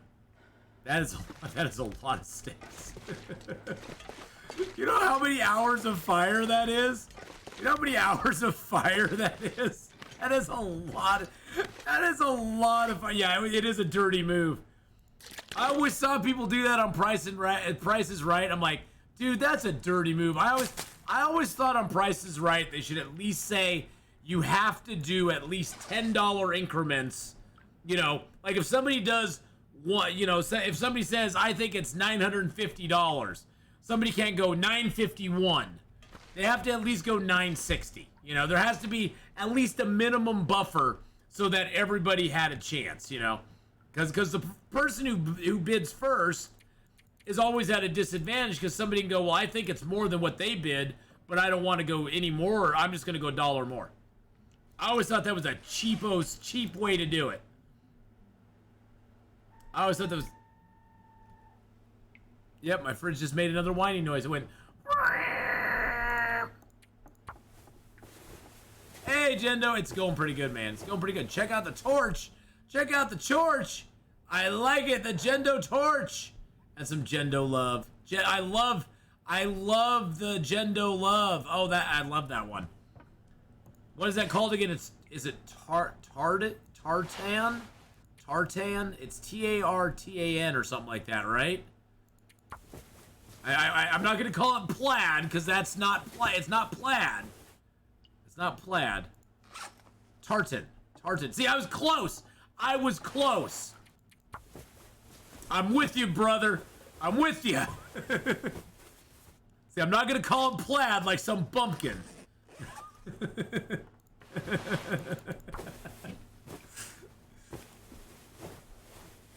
Do you call it plaid? I don't know. I don't know. Do you call that plaid or not? I mean, in the States we call it plaid. You know, we call it like a plaid shirt. You know, we took your tartan and we put it on shirts. How do you feel about that? How do Scottish people actually feel about that? Appropriating your tartan and putting it on our plaid shirts. You have some plaid shirts, to be fair. Well, I guess that it's not too bad. You went, I'll buy a plaid shirt. Why not? I do like my plaid shirts. I like plaid fleece. I like plaid fleece jackets. They're very comfy. They're very warm. I wonder if we stepped outside if we'd get an Aurora cache. Let's try it. Let's do it. Let's do it. Let's do it. Let's see.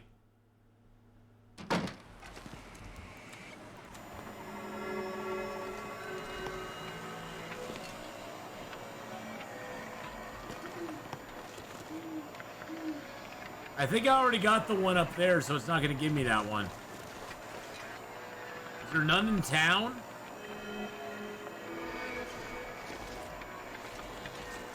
I know this is dangerous what I'm doing, but you know what? That's okay. I too like to live dangerously.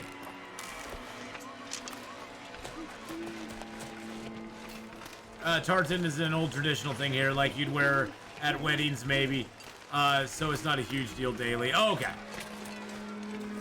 Yeah, but you can sort of, your tartan is that's sort of your, that's like your clan and stuff though, right?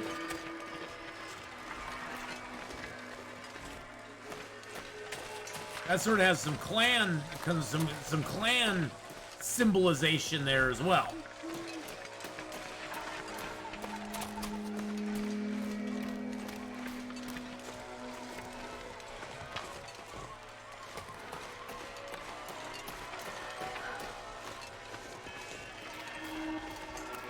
But it's more of a,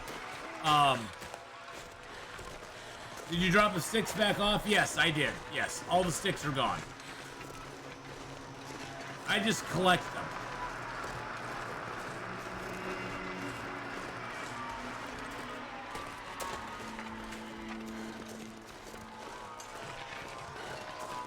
I will admit, it is pretty cool all lit up like this. Look at the gas station all lit up.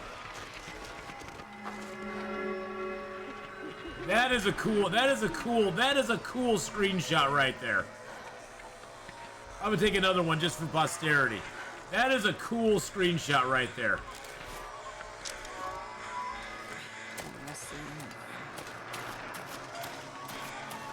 Can I get one from the other side? Let's see if we can do that.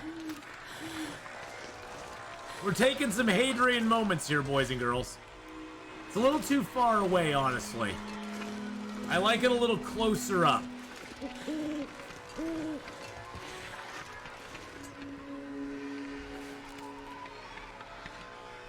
Oh, and the moon!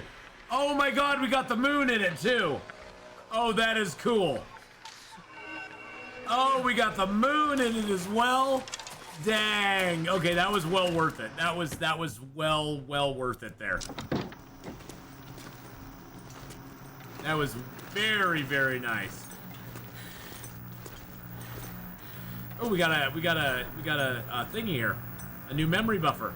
Antibiotics, painkillers, antiseptic, whatever you have, we're down to nothing. It's all my fault. Uh-oh. That's not good. Alright, let's sleep the night off. I had my fun.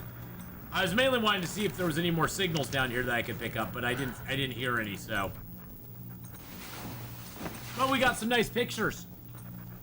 We got some nice pictures. So is that Buchanan? Is that Clan Buchanan? the Buchanan tartan is the background. I gotcha.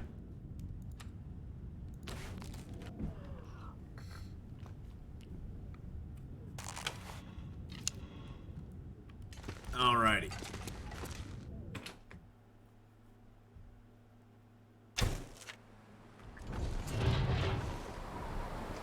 Really?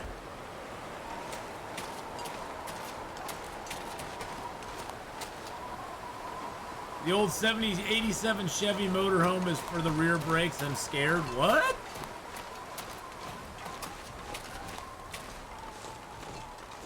I'm so confused, Cindy. What do you mean?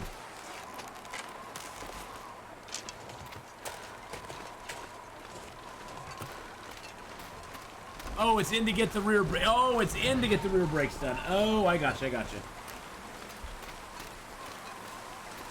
My chair was stuck on something.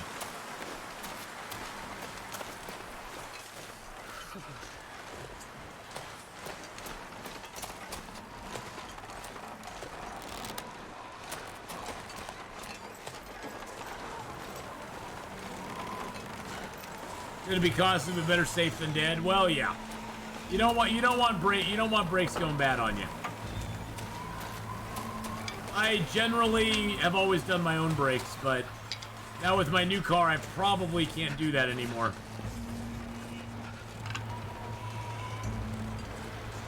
Older cars, anything before 2010, I can do brakes on, no problem. Brakes aren't too bad. Brakes are actually pretty easy. Motorhome needs a hoist. Yeah, that's the problem. It's too big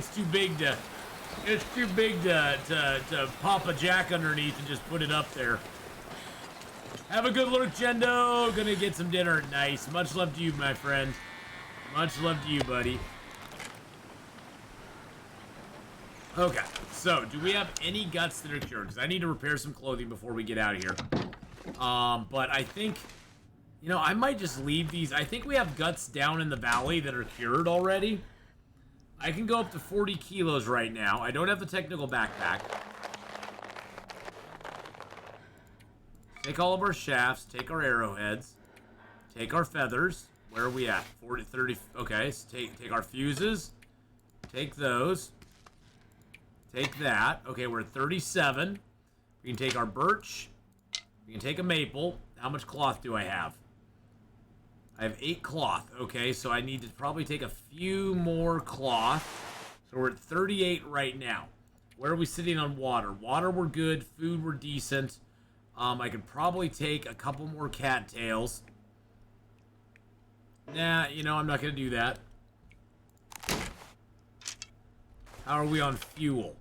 I got a cedar and 5. Okay, that's good. I'm going to leave that here. Actually, you know what? Can I carry that down with me? Wow. That puts me at the upper limit of what I can do. Okay. Well, that's fine.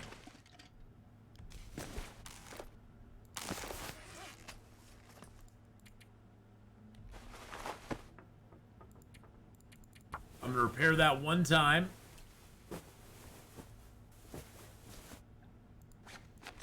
We had to book a spot 4 months in advance. Wow.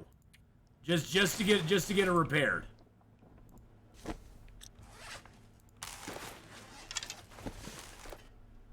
Or just to get it done. Well, it probably takes up a lot of their bay and stuff. Oh, to get a camp spot. Oh, God, I gotcha. Okay. Oh, I was still stuck. My brain was still stuck on getting things fixed. We want to go camping on Lake Cowashan in August. Oh, I see. Sorry, I totally missed that whole part. My brain is just slipping. It sucks getting old, isn't it? Doesn't it? It sucks getting old. But yeah, okay, I got you now. I got you now.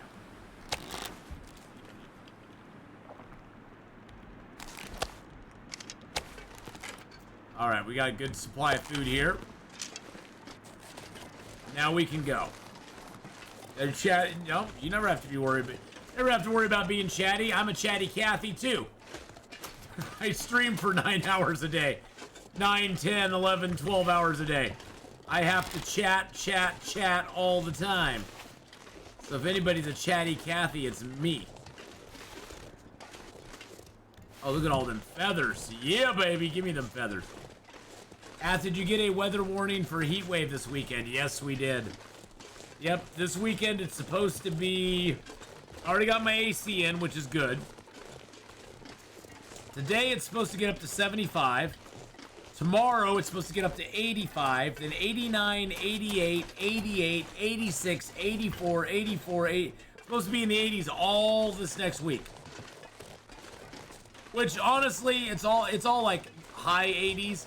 It's actually a little bit, it was saying 90s a couple days ago. So it's actually been downgraded just a little bit, which I'm not unhappy about. That's what I said when it happened. Right there.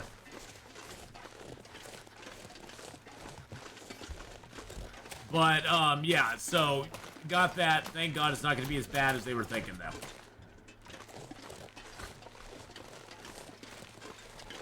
Yeah, I've got these cool little reaction things I can do now.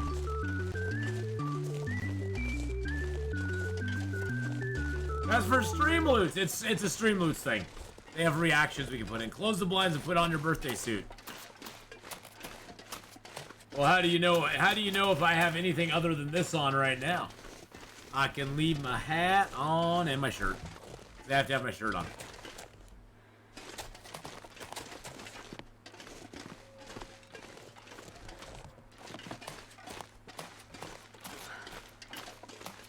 Alright, got a little food there, that's good. Yeah, I got my AC on, my AC up, so I should be good. I should be okie dokily. Okay, so let's drink our water. I'm getting a little sleep here, and then we're gonna head down into the basin.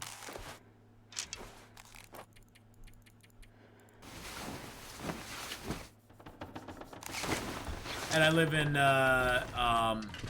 SC. What is SC? South Carolina? I bet it's South Carolina, right?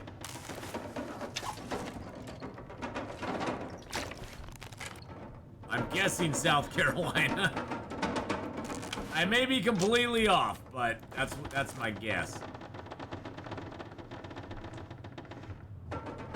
Do I see South Carolina? Ding, ding, ding, ding, ding, ding, ding. Number one answer.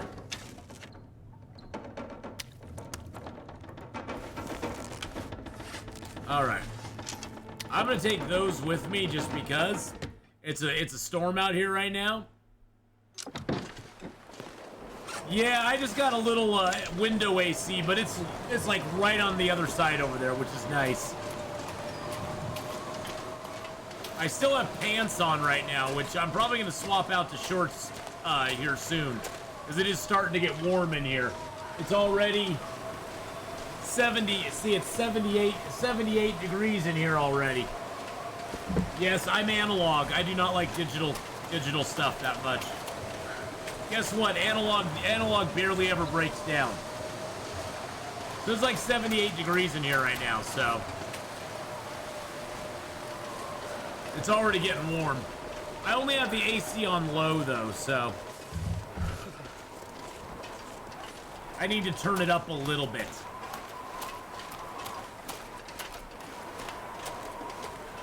The rest of the house is central AC, but for some reason they didn't bother extending when they built the addition I live in. My guess with that is probably, Jesse, it has to do something with the coding. Probably your central AC unit is approved for a certain square footage, and they probably couldn't get the code or the electrical to extend out for the other square footage that you've added on. You'd have to either like up the amperage or up whatever it is, or up the tonnage that the central AC could cover, would be my guess. That'd probably be what it is. Either that or they're just cheap bastards and didn't want to do it. I mean, that could be the case too. They could just be cheap bastards and didn't want to do it in there. So cold. My life. They were like, no AC for Jesse Nebulous. We say no. No. But my guess is it probably has to do with what it's rated for. Would be my guess. I know I say it every once in a while. I actually have a degree in architectural drafting, and so I know a few things about houses. I'm not knowledgeable, but just based on the limited experience I have, that's probably why it is. Is it just most AC units are rated for a certain square footage. And, you know, like, when you build a house and you put a heat pump or a central AC in it, you get a AC unit that's for that square footage that you're building. And then if you add things onto it after, you probably don't have... They could probably have put it in there, but it would affect the overall... The overall coolness that it could provide would be then parsed out over a larger area and probably could not sustain it, and it may not, with the crazy way building codes are, they may not even have had a choice. They may have been told, yes, if you can get central air put in there, but you're gonna have to buy a new unit for your stuff. You're gonna have to buy a new unit and get it upgraded to have it fill in the new space. And they were like, yeah, that's the cost we don't want to do. So it could have come down to them being cheap as well. My husband did all the electrical upgrades in the house we sold under the guidance of an electrician. We lost a lot of sleep doing that. It was mostly knob and tube, too old, yeah.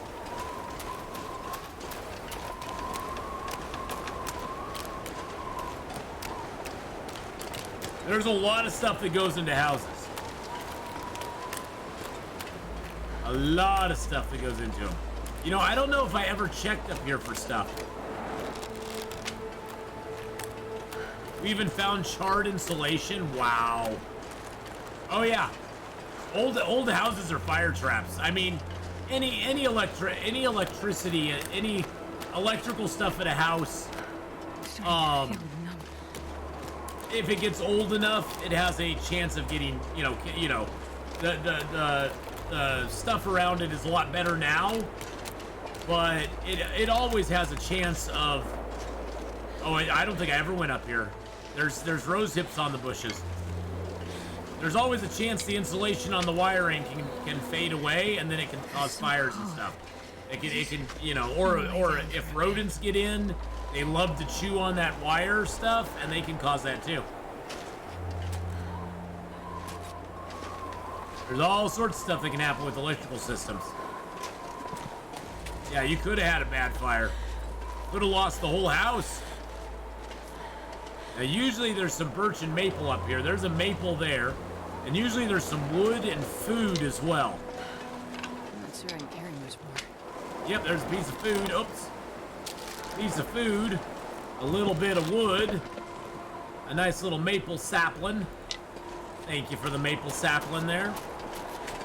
And then up the other direction, there's usually some birch, and sometimes there's a birch down there as well.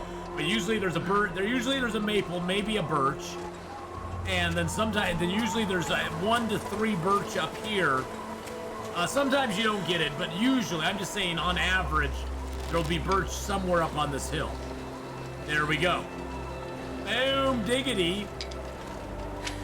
This time we only got 1, but that's okay. And there's usually some food and some wood up here, too.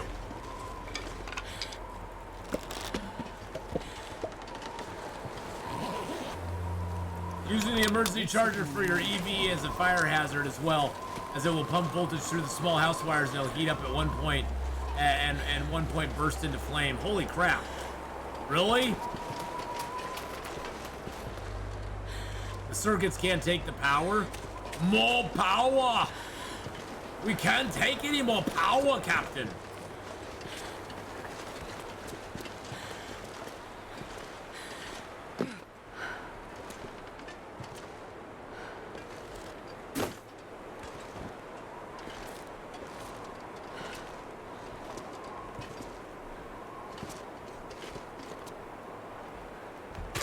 Ow, that hurt. I did not expect that. Ouch. Getting down off this is kind of dangerous sometimes. But that's okay. We're fine. It's going to be fine. It's going to be fine, boys and girls. It's going to be fine.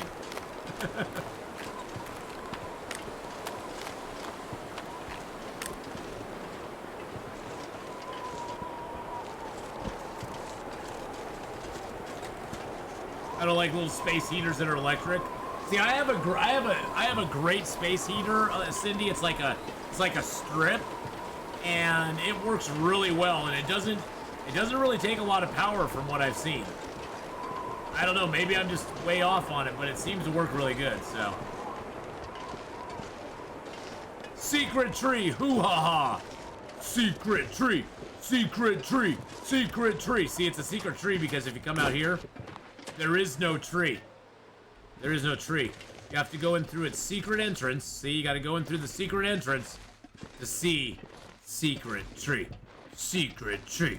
Secret tree.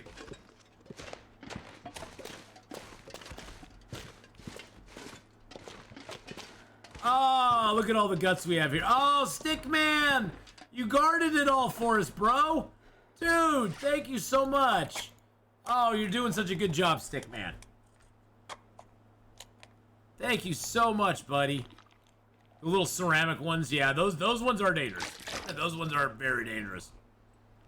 Stickman, you're the best, bud. You are the man. He's so loyal. I know he sticks with me through thick and thin. Look at all the birch we got here. We got some hides here. Let's put down the uncured stuff we have. There we go.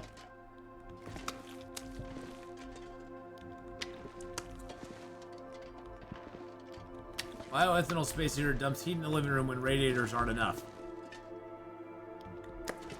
Nice. All right. Fresh rabbit hides. Yes, please. Drop those down.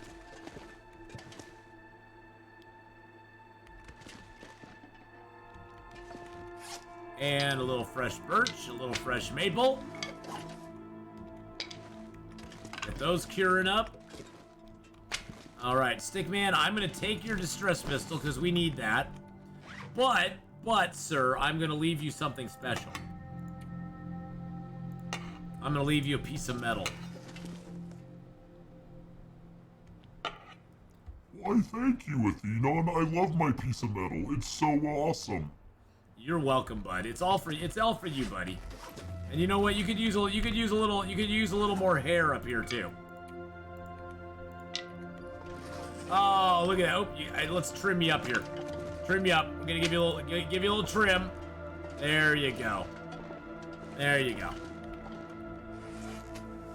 Alrighty, so we need to repair a few pieces of clothing that have taken a little damage. Specifically our rabbit and deerskin clothing.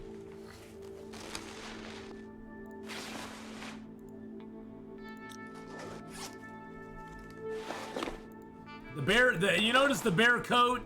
The bear coat doesn't get damaged very quick.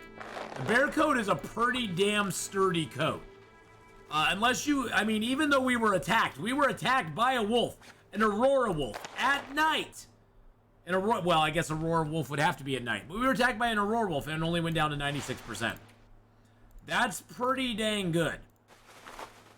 That's pretty dang good. Yeah, our pants took some damage. Is there any reason to make wolf coats?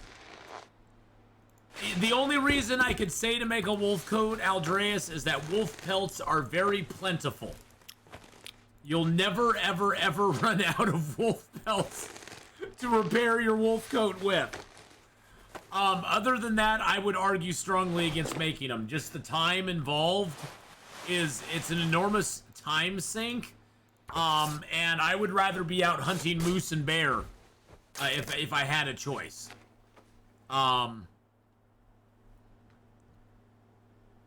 Even late game, you're still gonna find. Yeah. See, some people prefer it. It's just not my preferred. It's not my preferred go-to coat.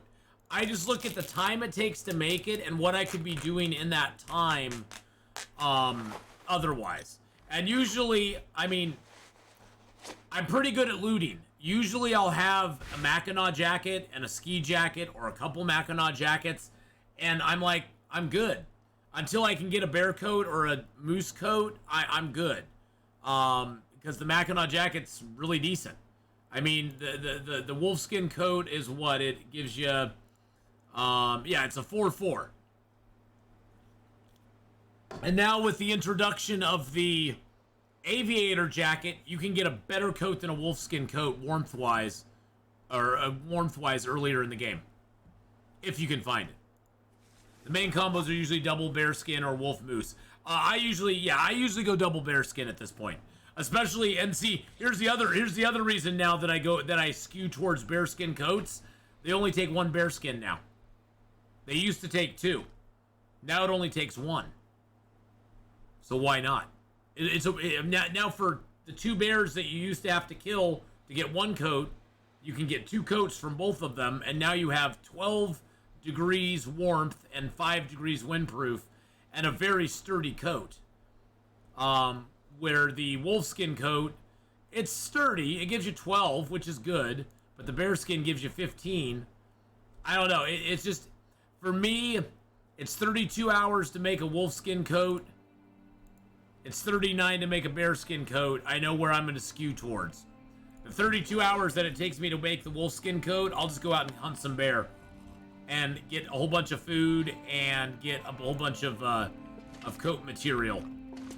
That's just my personal take on it.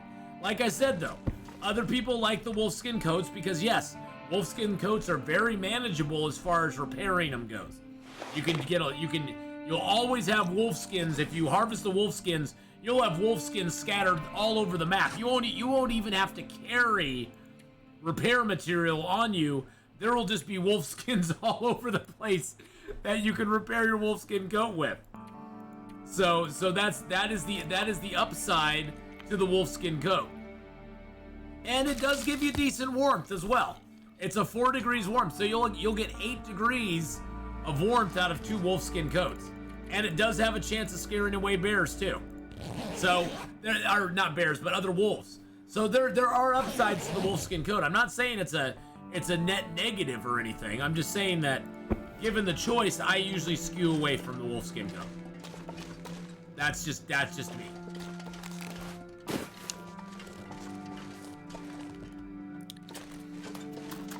And for me, it's more just the time. It's just time. It takes time to make them. It takes time to make them, and I value my time management, especially early in the game, a lot.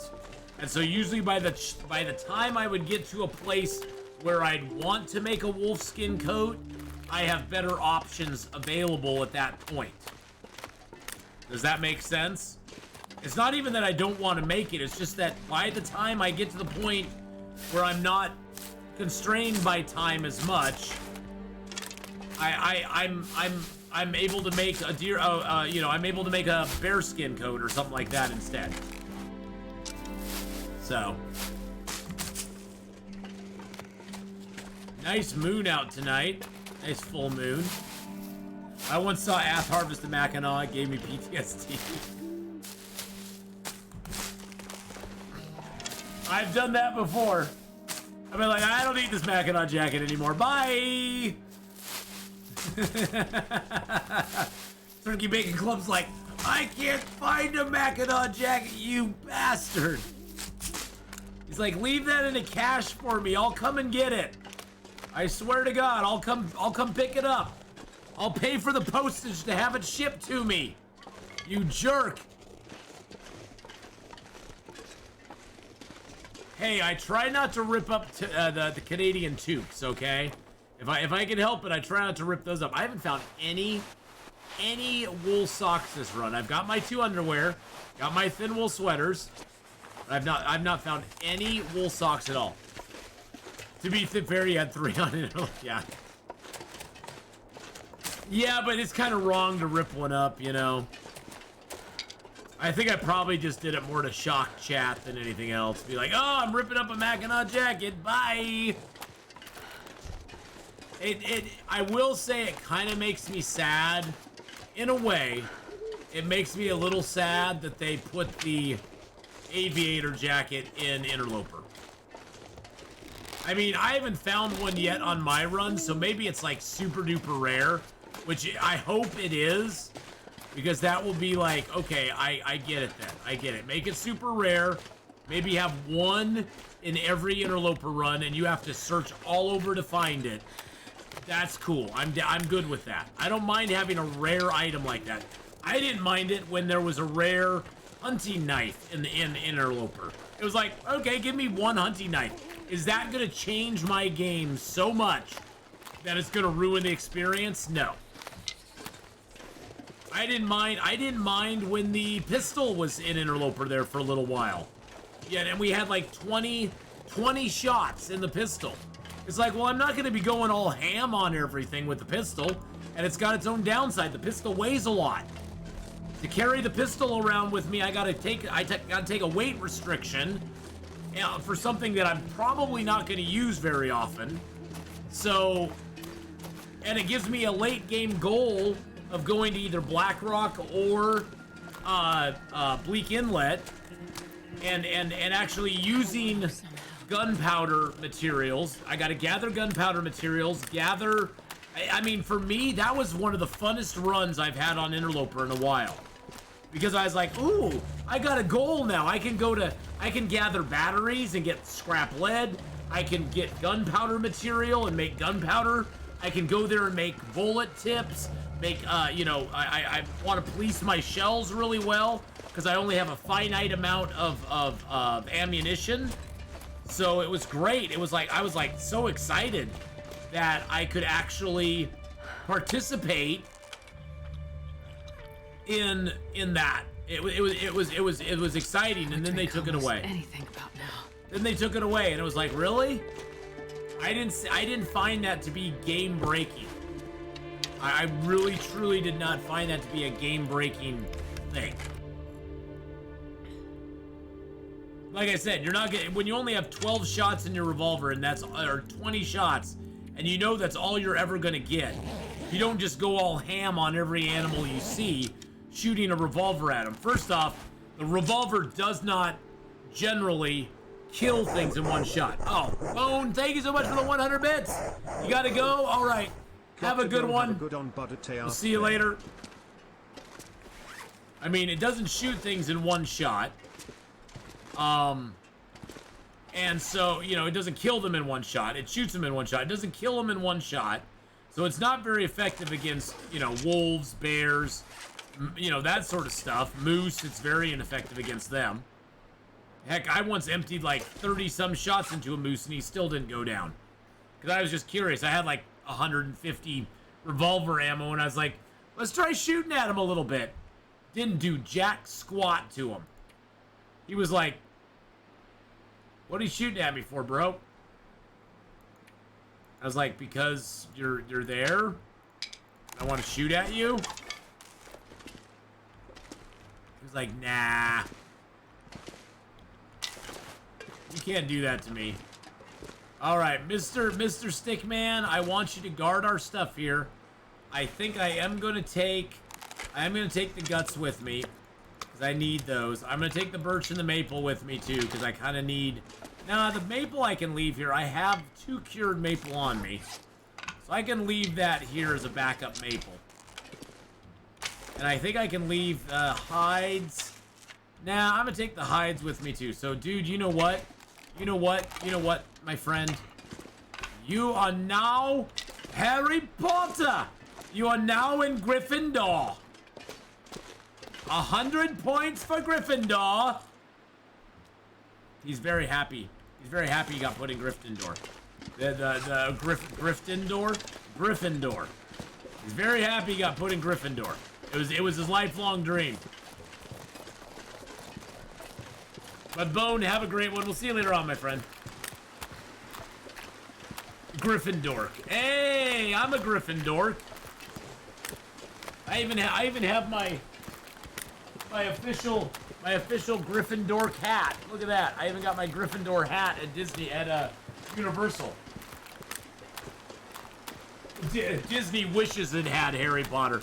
Disney wishes it had something as beloved as Harry Potter. Good luck, Disney. Good luck. I just saw a news article the other day that Disney's cutting a ton of their shows off of their streaming service now. Maybe make some good content, Disney, and I'll watch you instead of watching... Good God, I watched Citadel on Amazon Prime. Citadel is so freaking good. Oh my gosh, it is so good. Amazon Prime's been killing it lately. I'm working through Carnival Row Season 2 as well, which Carnival Row is an amazing show. And it has Orlando Bloom in it, which I love Orlando Bloom. Yeah, funny, Amazon Prime's got a lot of good streaming stuff on there. I mean, other than, you know, they've had some bad stuff too, but they've got some decent streaming stuff on there. Most of the stuff that I found that's really good on Amazon is stuff that the creators have a direct say in how it's being made, and Amazon's more the distributor, not the actual maker of the show. Amazon needs to get its fingers out of producing stuff and just distribute good shows that, like, you know, Henry Cavill's gonna do a Warhammer 40K show on Amazon, I guess. And I'm curious as hell to see what it's like. If Henry Cavill's in on it, I'm gonna watch it. Because I know he's a nerd, he's a geek, I saw a quote from him the other day that he would rather stay home playing video games than go out and be with people. And I'm like, dude, I'm right there with you, brother. Right there with you, man.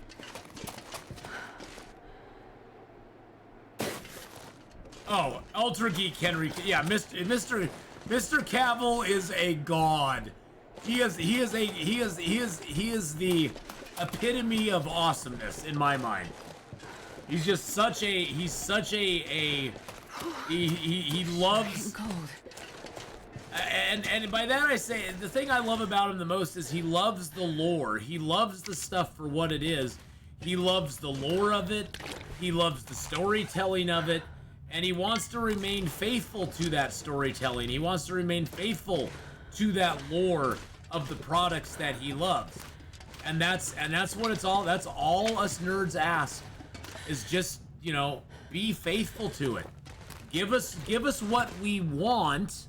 Give us what we have loved for the last decade, 20, 30, 40 years. Give us that, and we will reward you, and we will watch it, and we will love it. You start changing it, though, and we'll be like, well, you might as well have just made a new show. It doesn't resonate with us anymore because it's not what we, you know, it's not what we fell in love with in the first place. Maybe we'll fall in love with it again. BSG, Battlestar Galactica is a great example of one where they changed a lot of stuff in it, and they got some backlash for it, but at the same time, they told their own story well enough that people fell in love with the new story and the new, you know, sort of mythology wrapped around it. Now, it took time. It was not an instant hit. There was a lot of backlash, even from guys like the guy who played Apollo in the first one. Absolutely, he was like one of the chief people decrying how bad the new one was going to be. And then he ended up playing Zarek in it, which was, I love Zarek. I think Zarek was one of the most brilliant characters in that show. And it's like, you know, so there are examples, but they are very, they should be cautionary tales that it is not the norm. It is the exception that a show can do that and people will fall in love with it. Because basically you're asking us to fall in love with a new property. You're piggybacking off an old property that we already love, and you're asking us to fall in love with it again. And that's not what we signed up for. We signed up for the old property that we were loving and maybe a new story from it. Have you heard that they're making Beetlejuice 2 with Michael Keaton and probably Winona Ryder 2. If it's got both of them in it, I'll watch it. Why not? That'd be fantastic. I think that would be hilarious. I love the original Beetlejuice. I mean, that was such a great movie.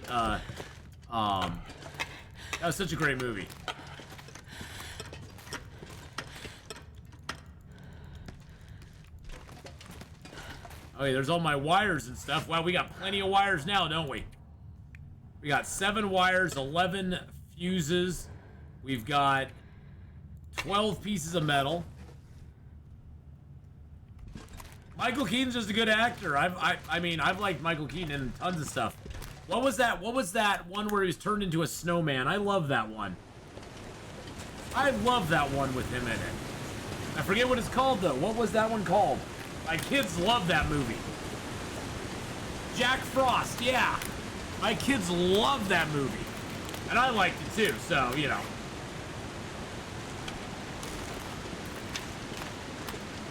But yeah, Henry Cavill, he's a great guy. He's a great guy. He gets it. He's a lone voice of reason out there. And like I said, Battlestar Galactica is a cautionary tale. See, the thing is that Hollywood takes the wrong message from a show like Battlestar Galactica. They go, oh, well, we can change the whole story up. Just keep the title name. We can change the whole story up on any of these properties, and people will love it. And it's like, no, you got the wrong message there.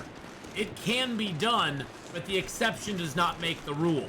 The rule is you don't take existing properties, change them to such an extent that they are unrecognizable as those properties anymore, except for the name, and then wonder on the back end, why didn't everybody love it? Why didn't everybody go for it? Why didn't they go for our reimagining our retelling of this tale? And they just fail to realize that. They just don't get it. I mean, I think they're going to get it. I think they're starting to get it, honestly. I think Hollywood's waking up, whether they want to or not, because smaller creators and smaller movies are making waves. Look at Everything Everywhere All at Once. That was a great movie. It told its own tale. It was an interesting concept. I hadn't really seen anything like it before. And look at the other movie that was huge last year, Top Gun Maverick. Who would have ever thought, if you had told me 5 years ago, we're gonna come out with a Top Gun sequel starring Tom Cruise. Remember, this happened back in the 80s. We're gonna come out with it 30 years later, and it's gonna be a $1 billion movie. I would have laughed at you. I would have been like, who cares? Top Gun was a great movie in the 80s, but who cares? How could that be anything these days? Yeah. Top Gun Maverick. Biggest movie last year. By far. I mean, one of the biggest movies last year by far. I mean, that movie was huge. It broke records everywhere. It was in theaters everywhere. And, you know, big props to Tom Cruise. He may be loony as a $5 Canadian bill, but is that a loony, or is a different denomination a loony? I'm sorry, Canadians. He may be loony as a loony, but he makes some damn good movies. I'm looking forward to Mission Impossible as well. He makes some damn good movies. A $1, so he may be as loony as a $1 Canadian bill. There we go. That's more of an apt statement. He may be loony as a $1 Canadian bill, but he makes some damn good movies. And I love Tom Cruise for that. I mean, you know, he's one of the, it's a coin. God damn it. He may be loony as a $1. You Canadians, good God, you have what is your smallest paper denomination? I think it's 5. It's a 5.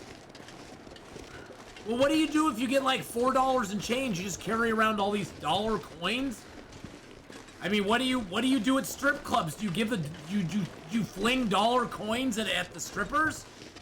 I mean, that seems a little rude. God, yeah, freezing. That seems a little rude.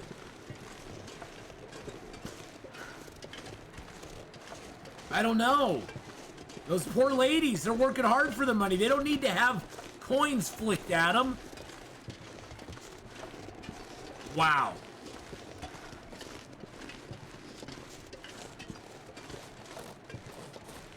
And they were talking about making a $5 coin earlier as well.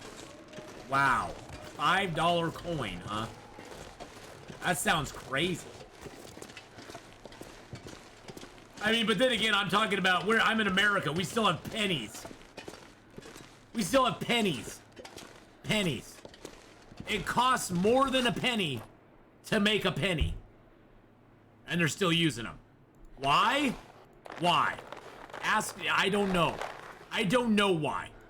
I don't know why they still use pennies. I understand the concept of pennies and why they were important at one point in time, but what pennies? We have pennies.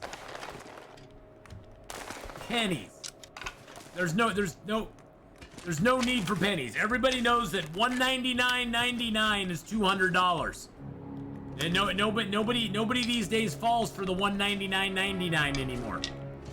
Back in the day, $199.99, it was like, ooh, that's under $200. That's a good deal. No, nobody falls for that anymore. Nobody thinks that's a good deal any longer. That doesn't fly here in the U.S. No. They need to get rid of pennies. Honestly, I think we need to get rid of. Well, they tried to get rid of paper dollars, but it doesn't work. It doesn't work. There's too much pushback. But they need to start by getting rid of pennies. I'm just saying. The pennies would be a good place to start. I think everybody in the U.S. could agree we don't need pennies anymore. We don't need them. And I know they'll always argue, well, it's to make sure that the cashier always has to open the register at stores and stuff. And it's like, you know what? If you don't trust your cashiers that much, you probably need to look for other people to work for you. And self-checkout and debit is taking care of a lot of that anyway. Your cashiers are not handling that much cash anymore. I mean, I worked in retail for a long time. When I started working at the store that I was working at before, it closed and I started full-time streaming, we were doing probably 70% cash and maybe 30% card. Towards the end, and that was like that was early 2000s. Now it's almost reversed. It's like 60 to 70% card and maybe 30% cash. So on a general day, if we did 10 grand, we'd maybe have, a couple $1,000s in cash. And the rest was all card. The rest was all card. It was all debit and credit cards.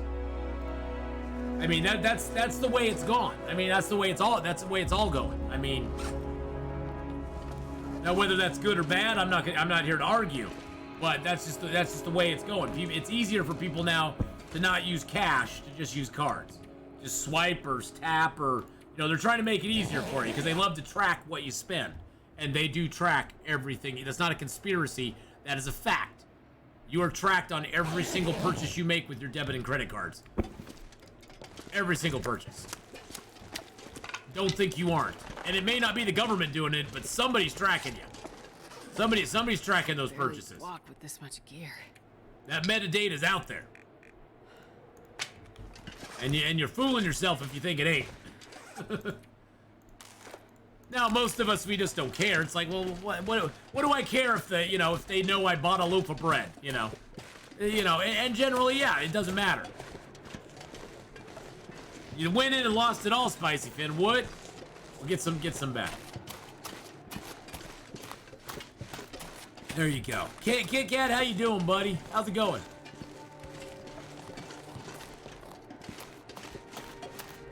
You would be. I think most of us would be shocked by we have this illusion of privacy. Most of us would be shocked how much people can find out about us online. Just by typing your name in. By knowing your phone number. People can find out so much about you. And it doesn't even stop with what's right now. They can find out about stuff from your past too. Who you were married to, where you live, where what vehicles you drove, all that sort of stuff is out there. It's out there in the zeitgeist. Zeitgeist? Zeitgeist? It's out there, it's out there, it's out there on the webs. Go put a hash brown on it and put it out on the interwebs. Because it is all out there for everybody to see.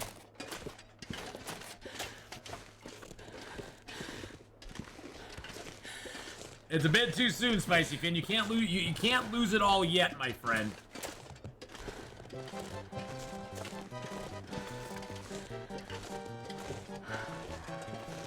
Don't forget, we got stream loots going on both Wednesday and Sundays. Wednesday mornings, Sundays in the evening. No, oh no, the world knows I watch hentai. And the rest of us don't, Shin? I'm sorry, I'm confused. Oh, hentai! I thought you were talking about anime. Oh no, I never watch hentai. I have never seen hentai, so never in my life. Never in my life, no.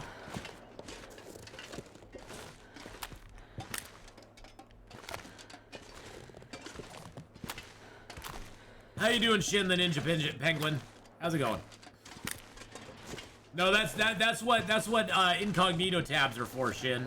Although technically incognito tabs,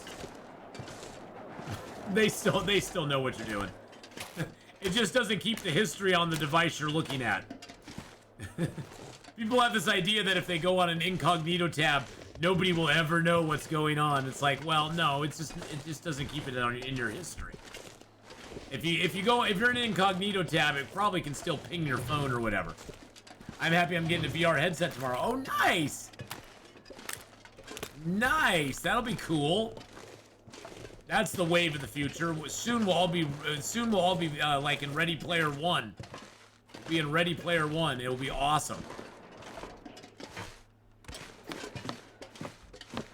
I always assume that there's no such thing as privacy when it comes to the internet. Ever. It just doesn't exist. That's just the assumption I go on, and so I basically go on the rule of I will not go on anything on the internet that I wouldn't want my mom to see. Hey, how's it going, Jurid? How's it going? Any new thoughts on beachcombing? You know, I haven't beachcombed. I have not beachcombed a lot. Did I just hear birds? I heard birds chirping.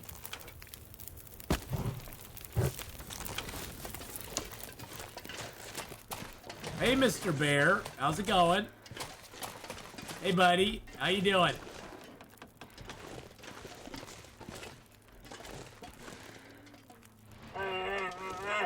Hey, bud. How's it going? How's it going there?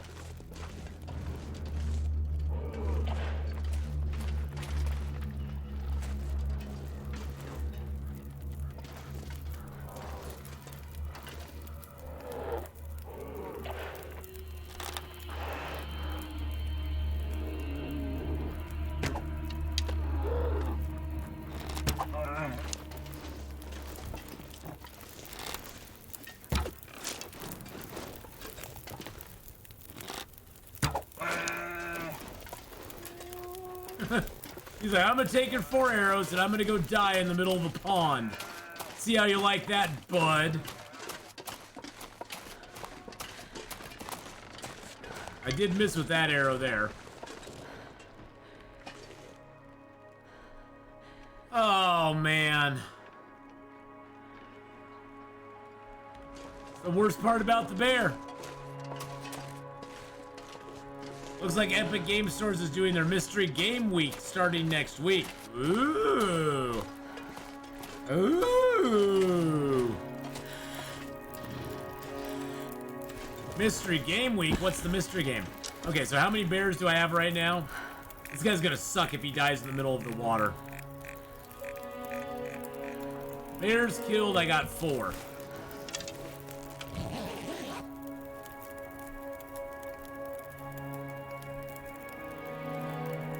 I mean, we got a bunch of arrows in him, so he should be bleeding out pretty quick.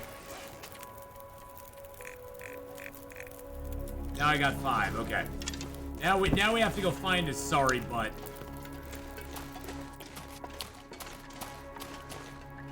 There he is, right there. Did he really seriously die in the middle of the water? I think he really did.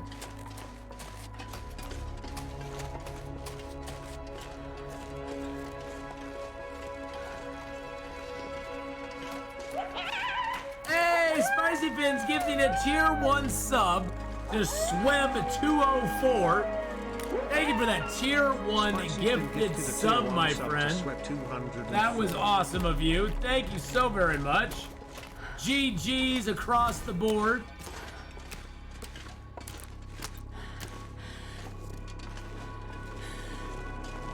I think that's the bear right over there.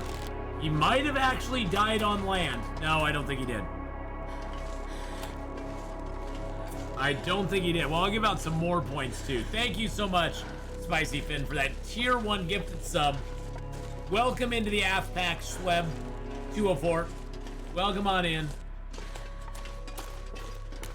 Oh, I can even put some of these emotes up. Yeah, baby.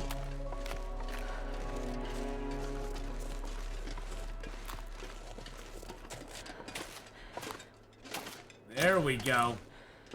I can put some of those up.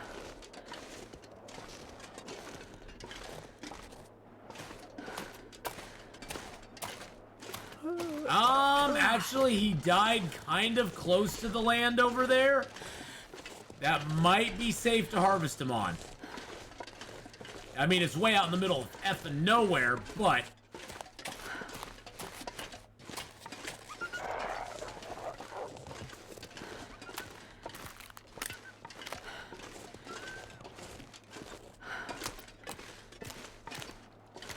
we'll see.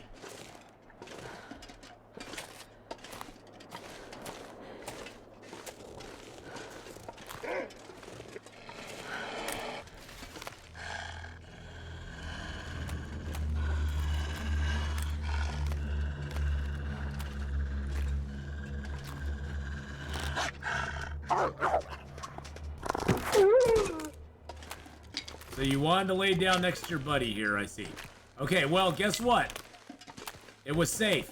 It's safe. He died in a good spot. He died in a good spot. We still have a mag lens fire available. Let's do it. Let's do it. I don't drink either. I don't drink either. Come on, little fire. I'm not a big drinker. Not anymore. Trying to get the booty shake one. No, that's just the LOL. There it is.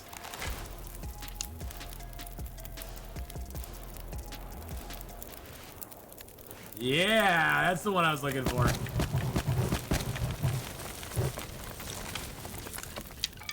Got my other arrow.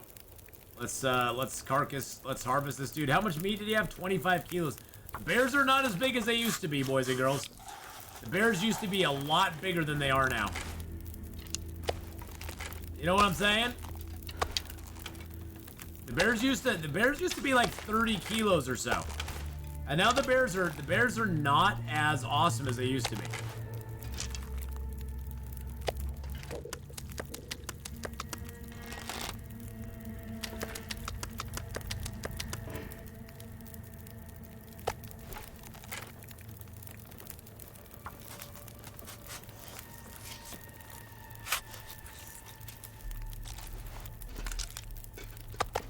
Oh, that wind is very, very. That's interesting. I wonder if that's gonna blow our fire out. They're on a diet. Yeah, I think they are on a diet.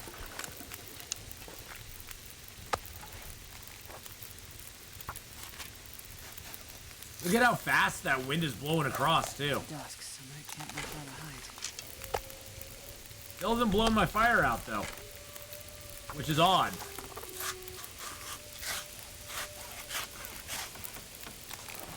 There, now it finally blew my fire out. But can I build it up just a little bit? Yes, I can.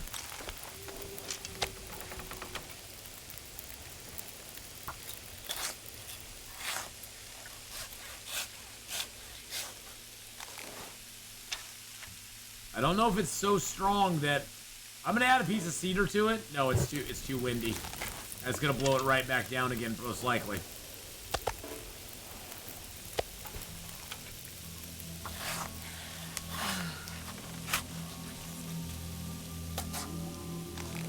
Yeah, I'm not gonna waste coal on that.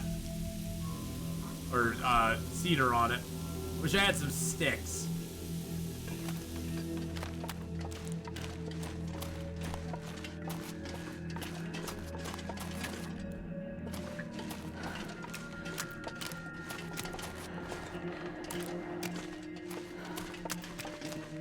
I would waste a stick or two on it, just to get that little bit of meat cooked. Is it better to quarter an animal? I usually do just so I can get the hide and the guts from it. Mainly for me, especially late game like this, quartering an animal gives you the hide and the guts, which is like the most important thing that you want. And the rest of the stuff you can, you know, the meat, it's great to get, but it's not your main reasoning behind, you know, your behind getting the animal harvested up.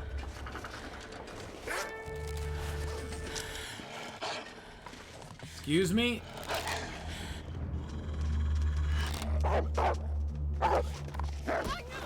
Wow! I didn't release my arrow soon enough. I thought I did, but I didn't. You little effing bastard. You little mother humper. I was gonna build a fire right here, and you stopped me. I was gonna release my arrow, and I didn't release it fast enough. It was kind of dark, hard to see him, and it just didn't happen.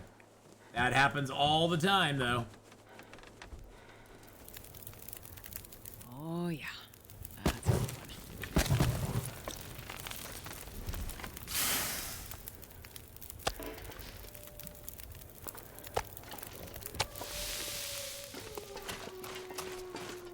Damn wolves, I know. Damn wolves. Always ruining my day, you know?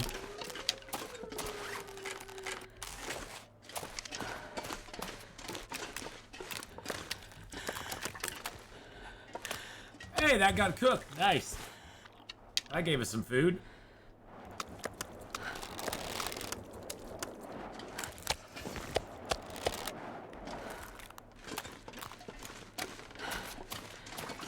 Look at our little fire over there.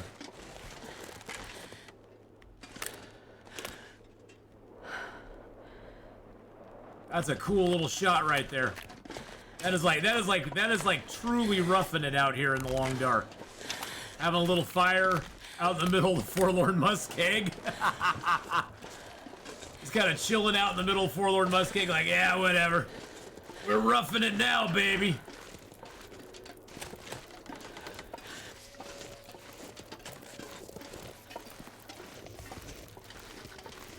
Oh, wow, that's interesting. I could take that cedar limb if I hurry this.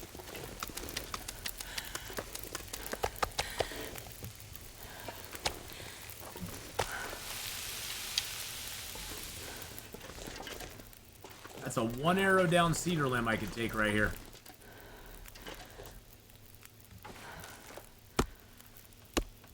Take a little bit of cold damage, but that's okay.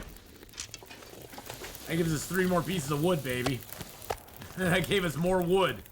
That's all we care about. Okay, that's fine that you can't feel your hands, my dear.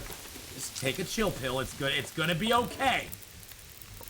Jeez, I can never make her happy. I go get her some wood so she's nice and warm. And then what does she complain about?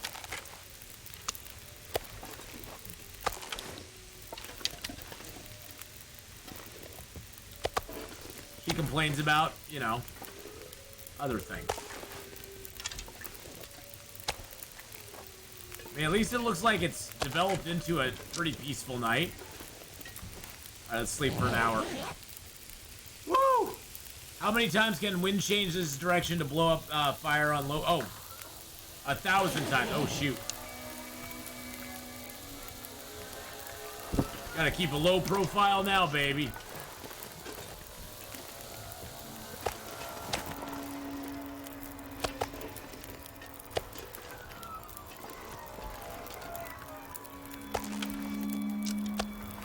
Gotta keep a low profile now. The wolves are gonna bring, my milkshake's gonna bring all the wolves to the yard.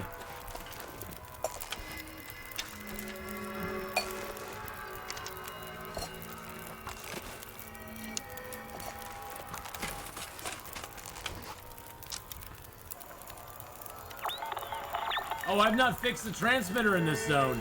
I was like, why is it not working? Oh, I haven't fixed it yet.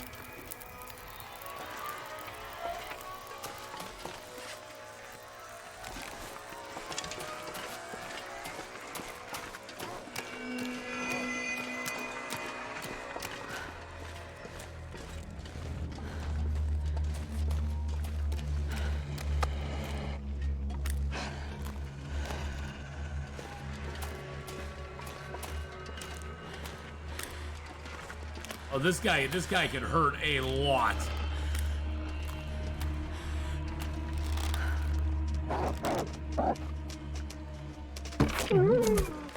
Woo! My heart just skipped a beat right there. Can you only gamble bear hides, or can you gift them to other people? You can go.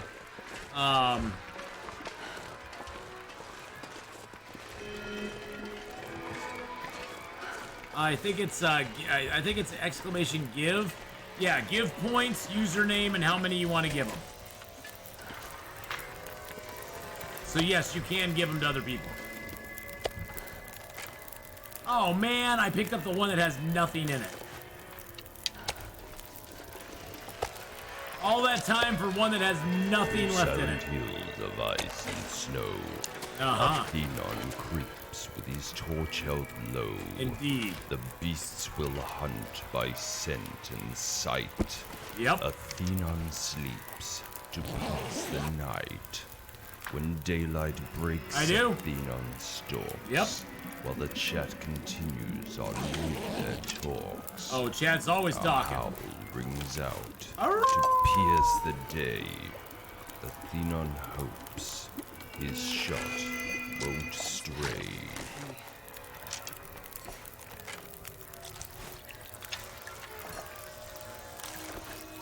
All right, we're gonna do those. Break one of those down. That'll give us a little bit of.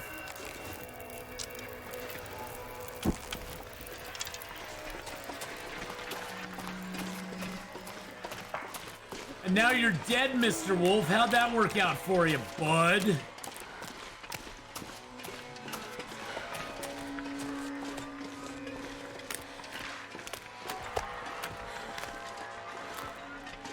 Oh, wow.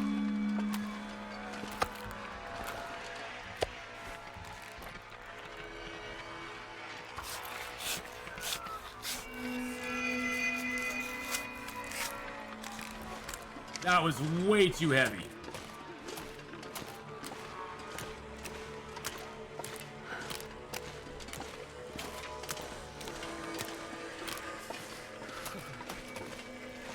I guess, do I really need a lot more of this bear's meat? Probably not. Probably not. Yeah, it's not the greatest time to be carcass harvesting. No, not really.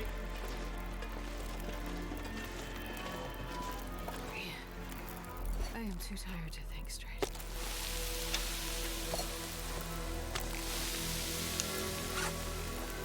Not the best time. It was the best of times and the worst of times. Oh, jeez Louise. Jeez Louise. Not a bear apocalypse on top of everything else. Thank you for the bear apocalypse now.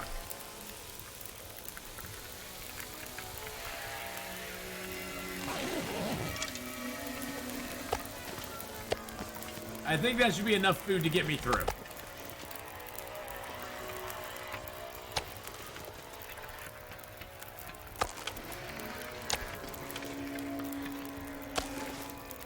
All right.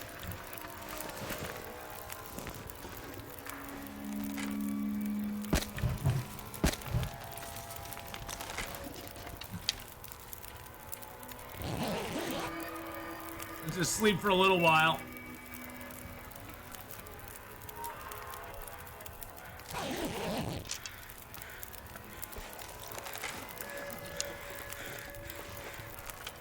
You notice how long my fire is lasting? That was a 4-hour fire. 4.5-hour fire. We slept 4 hours and only went down to like 3 hours. We slept 2 hours. It was at 3 hours. We slept 2 hours and it only took an hour off. We're getting like 50% rebate on our fire right now.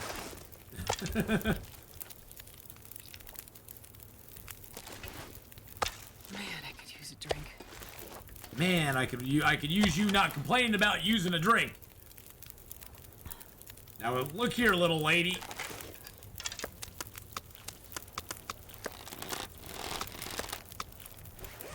$46, $47, $48, $49.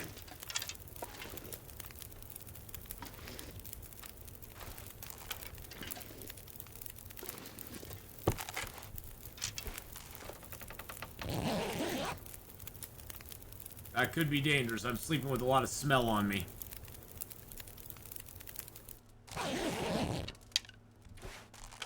Oh, and a blizzard came up. Fabulous. This'll make life fun. But hey, at least we're not as tired now, so that's good.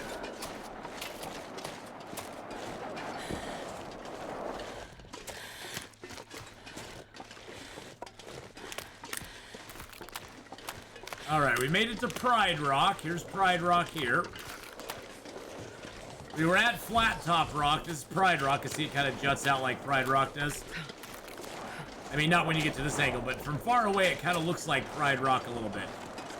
Like you can see Simba being dangled over the edge. Sort of like, you know, how Michael Jackson dangles babies over, you know, balconies and stuff. I mean, is it too early? Is it too soon for that? I don't know. Maybe it is.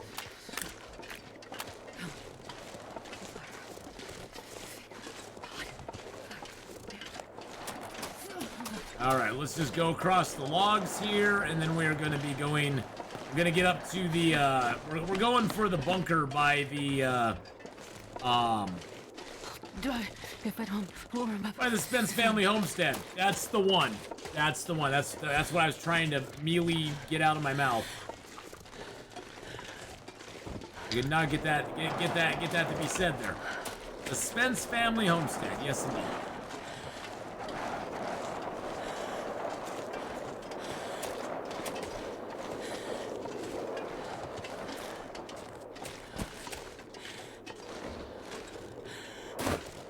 Should be coming up on the kissing rocks. They should be right in front of us. Can't see them yet, but they should be right up here.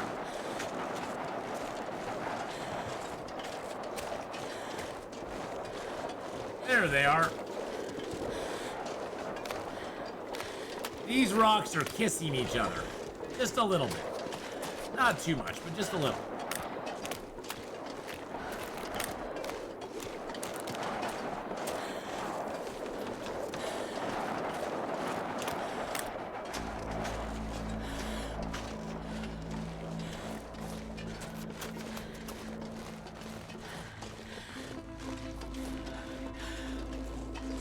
Wow, Astrid, I know.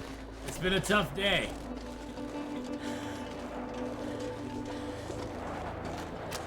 Now this path here, you sort of have to know it or not know it, but you just have to walk across these ice fields, these little patches, and trust that the next one's gonna not have weak ice between it.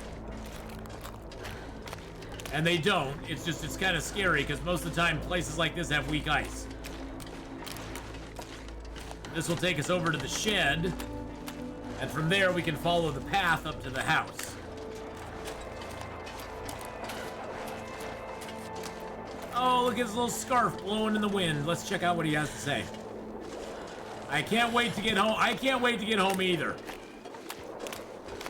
I can't wait to get home either, so.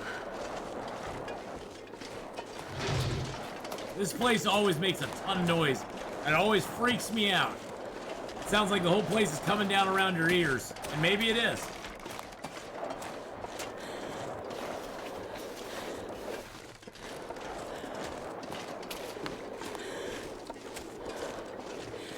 Now we just follow the path And it'll take us right up to the Spence family homestead. I mean, it does break off here a little bit, but if you just keep going straight, you'll be fine. It's gonna be fine. You'll find the path again. Now there's a little sheds over here on our left-hand side, and the dock goes out on the right-hand side. On lower difficulty levels, there is a note here that'll lead you to a free pair of deerskin pants up in the hills. That is that's in a stump that is like impossibly annoying to find because it has no distinguishing mark. It's a pixel hunt, which I hate pixel hunts. I absolutely despise games that use pixel hunting as their main motivation for you to touch everything in the game.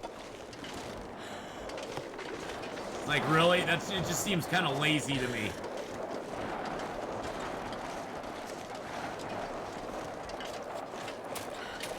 But some people love those. For me, it's just not my thing. Not my thing.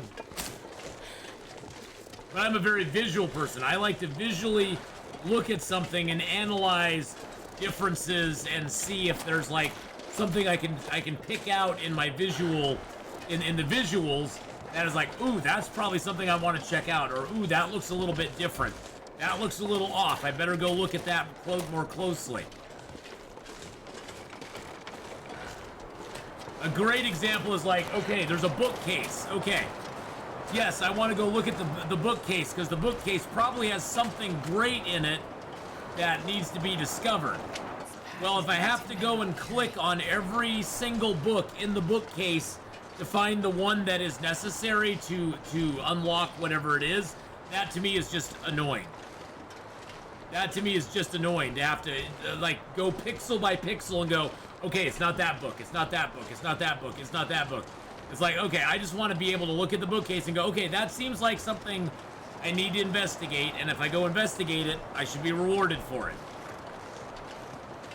But that's just me. You know, some people love having those pixel hunts. I love your map knowledge even throughout a blizzard. I've been in enough blizzards in this zone, James, that if I don't know it by now, I have no business playing. I've been in enough blizzards in this zone that I've gotten very good about finding my way around. Are we there yet? Oh man, this weekend, boys and girls, we will be hitting 6,000 hours in the long dark this weekend. We're at 996 hours right now. Right now. That is going to be awesome. 6K hours in the long dark, my friends. That's a little bit of time. That's a few days. That is a couple days here and there. I'm just over 5,000. Yeah, even, yeah. 5,000 is a lot as well.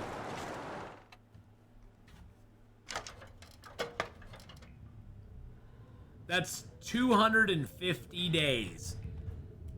250 days. Yeah, see, this locker is completely empty, but I don't care. Because guess what I can do in here? I can go, oh, all these guts I have? Yeah, let's drop all those. Let's drop that and that. Let's drop that and that. Let's drop this fresh black bear hide. We got the rabbit hides. We got the fresh rabbit hides. Let's drop those. Let's drop the fresh birch. Everything else is good. I have not even looked at my clothing since we got hit by the bear, or by that wolf. Wow. Wow, that wolf thrashed my clothing. Oh, good thing we have a bear skin. We have a bear hide on us. Yeah, he thrashed our hat. Luckily, we can get it back to 100% with one repair. The gloves, I'm not so sure on. It's close. It'll be at like 99. The gloves are 99. Yep, 99, yep. And we have no more guts right now to repair these. We have the hides to repair them, but no guts. And I have a hide to repair that, but no guts. Wow, yeah, he hit that wolf hit us hard. The nice thing is there's a bed in here, so. Oh, what else did we leave in here? Some cans and some of that. Okay. And a book. We left ourselves a book. That's fabulous. So guess what we're gonna do? Here's what we're gonna do. We're gonna eat a little meat. We're gonna drink a little water. And we're gonna go ahead and get a little book reading done, even though the book doesn't do us any good. Because it's better than passing time. The thing you don't want to do if you can help it is pass time. If you read a book, it doesn't use up as much calories and stuff as the passing time does.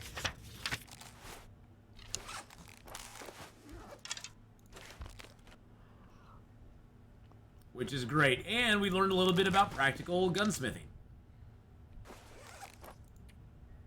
And now we have a book that we can burn too. So I'm gonna leave this and this here. I'm gonna start repositorying fluid here for us to take to Forsaken Airfield with us. We already have about 3 liters of fluid in Forsaken Airfield. This will about almost double what we have there, which is great. But we still need more. Okay. Oh, excuse me. We need to drop our meat outside. Oh, and look at the time. Good God. Where has the day gone? Holy crap, man. Jeez Louise, the day goes by so fast. Well, we are at the noon hour, boys and girls, which means that we're going to be switching over and playing a little Survival Fountain of Youth for a little while. Never fear, though. Tonight we will be back on Long Dark. In about 3 hours, we'll be back on Long Dark, but we'll be doing the Hunted. The Hunted Challenge, which I'm really looking forward to finishing that up because we are very, very, very close to finishing that up. So we got our save point, so we're good to go there.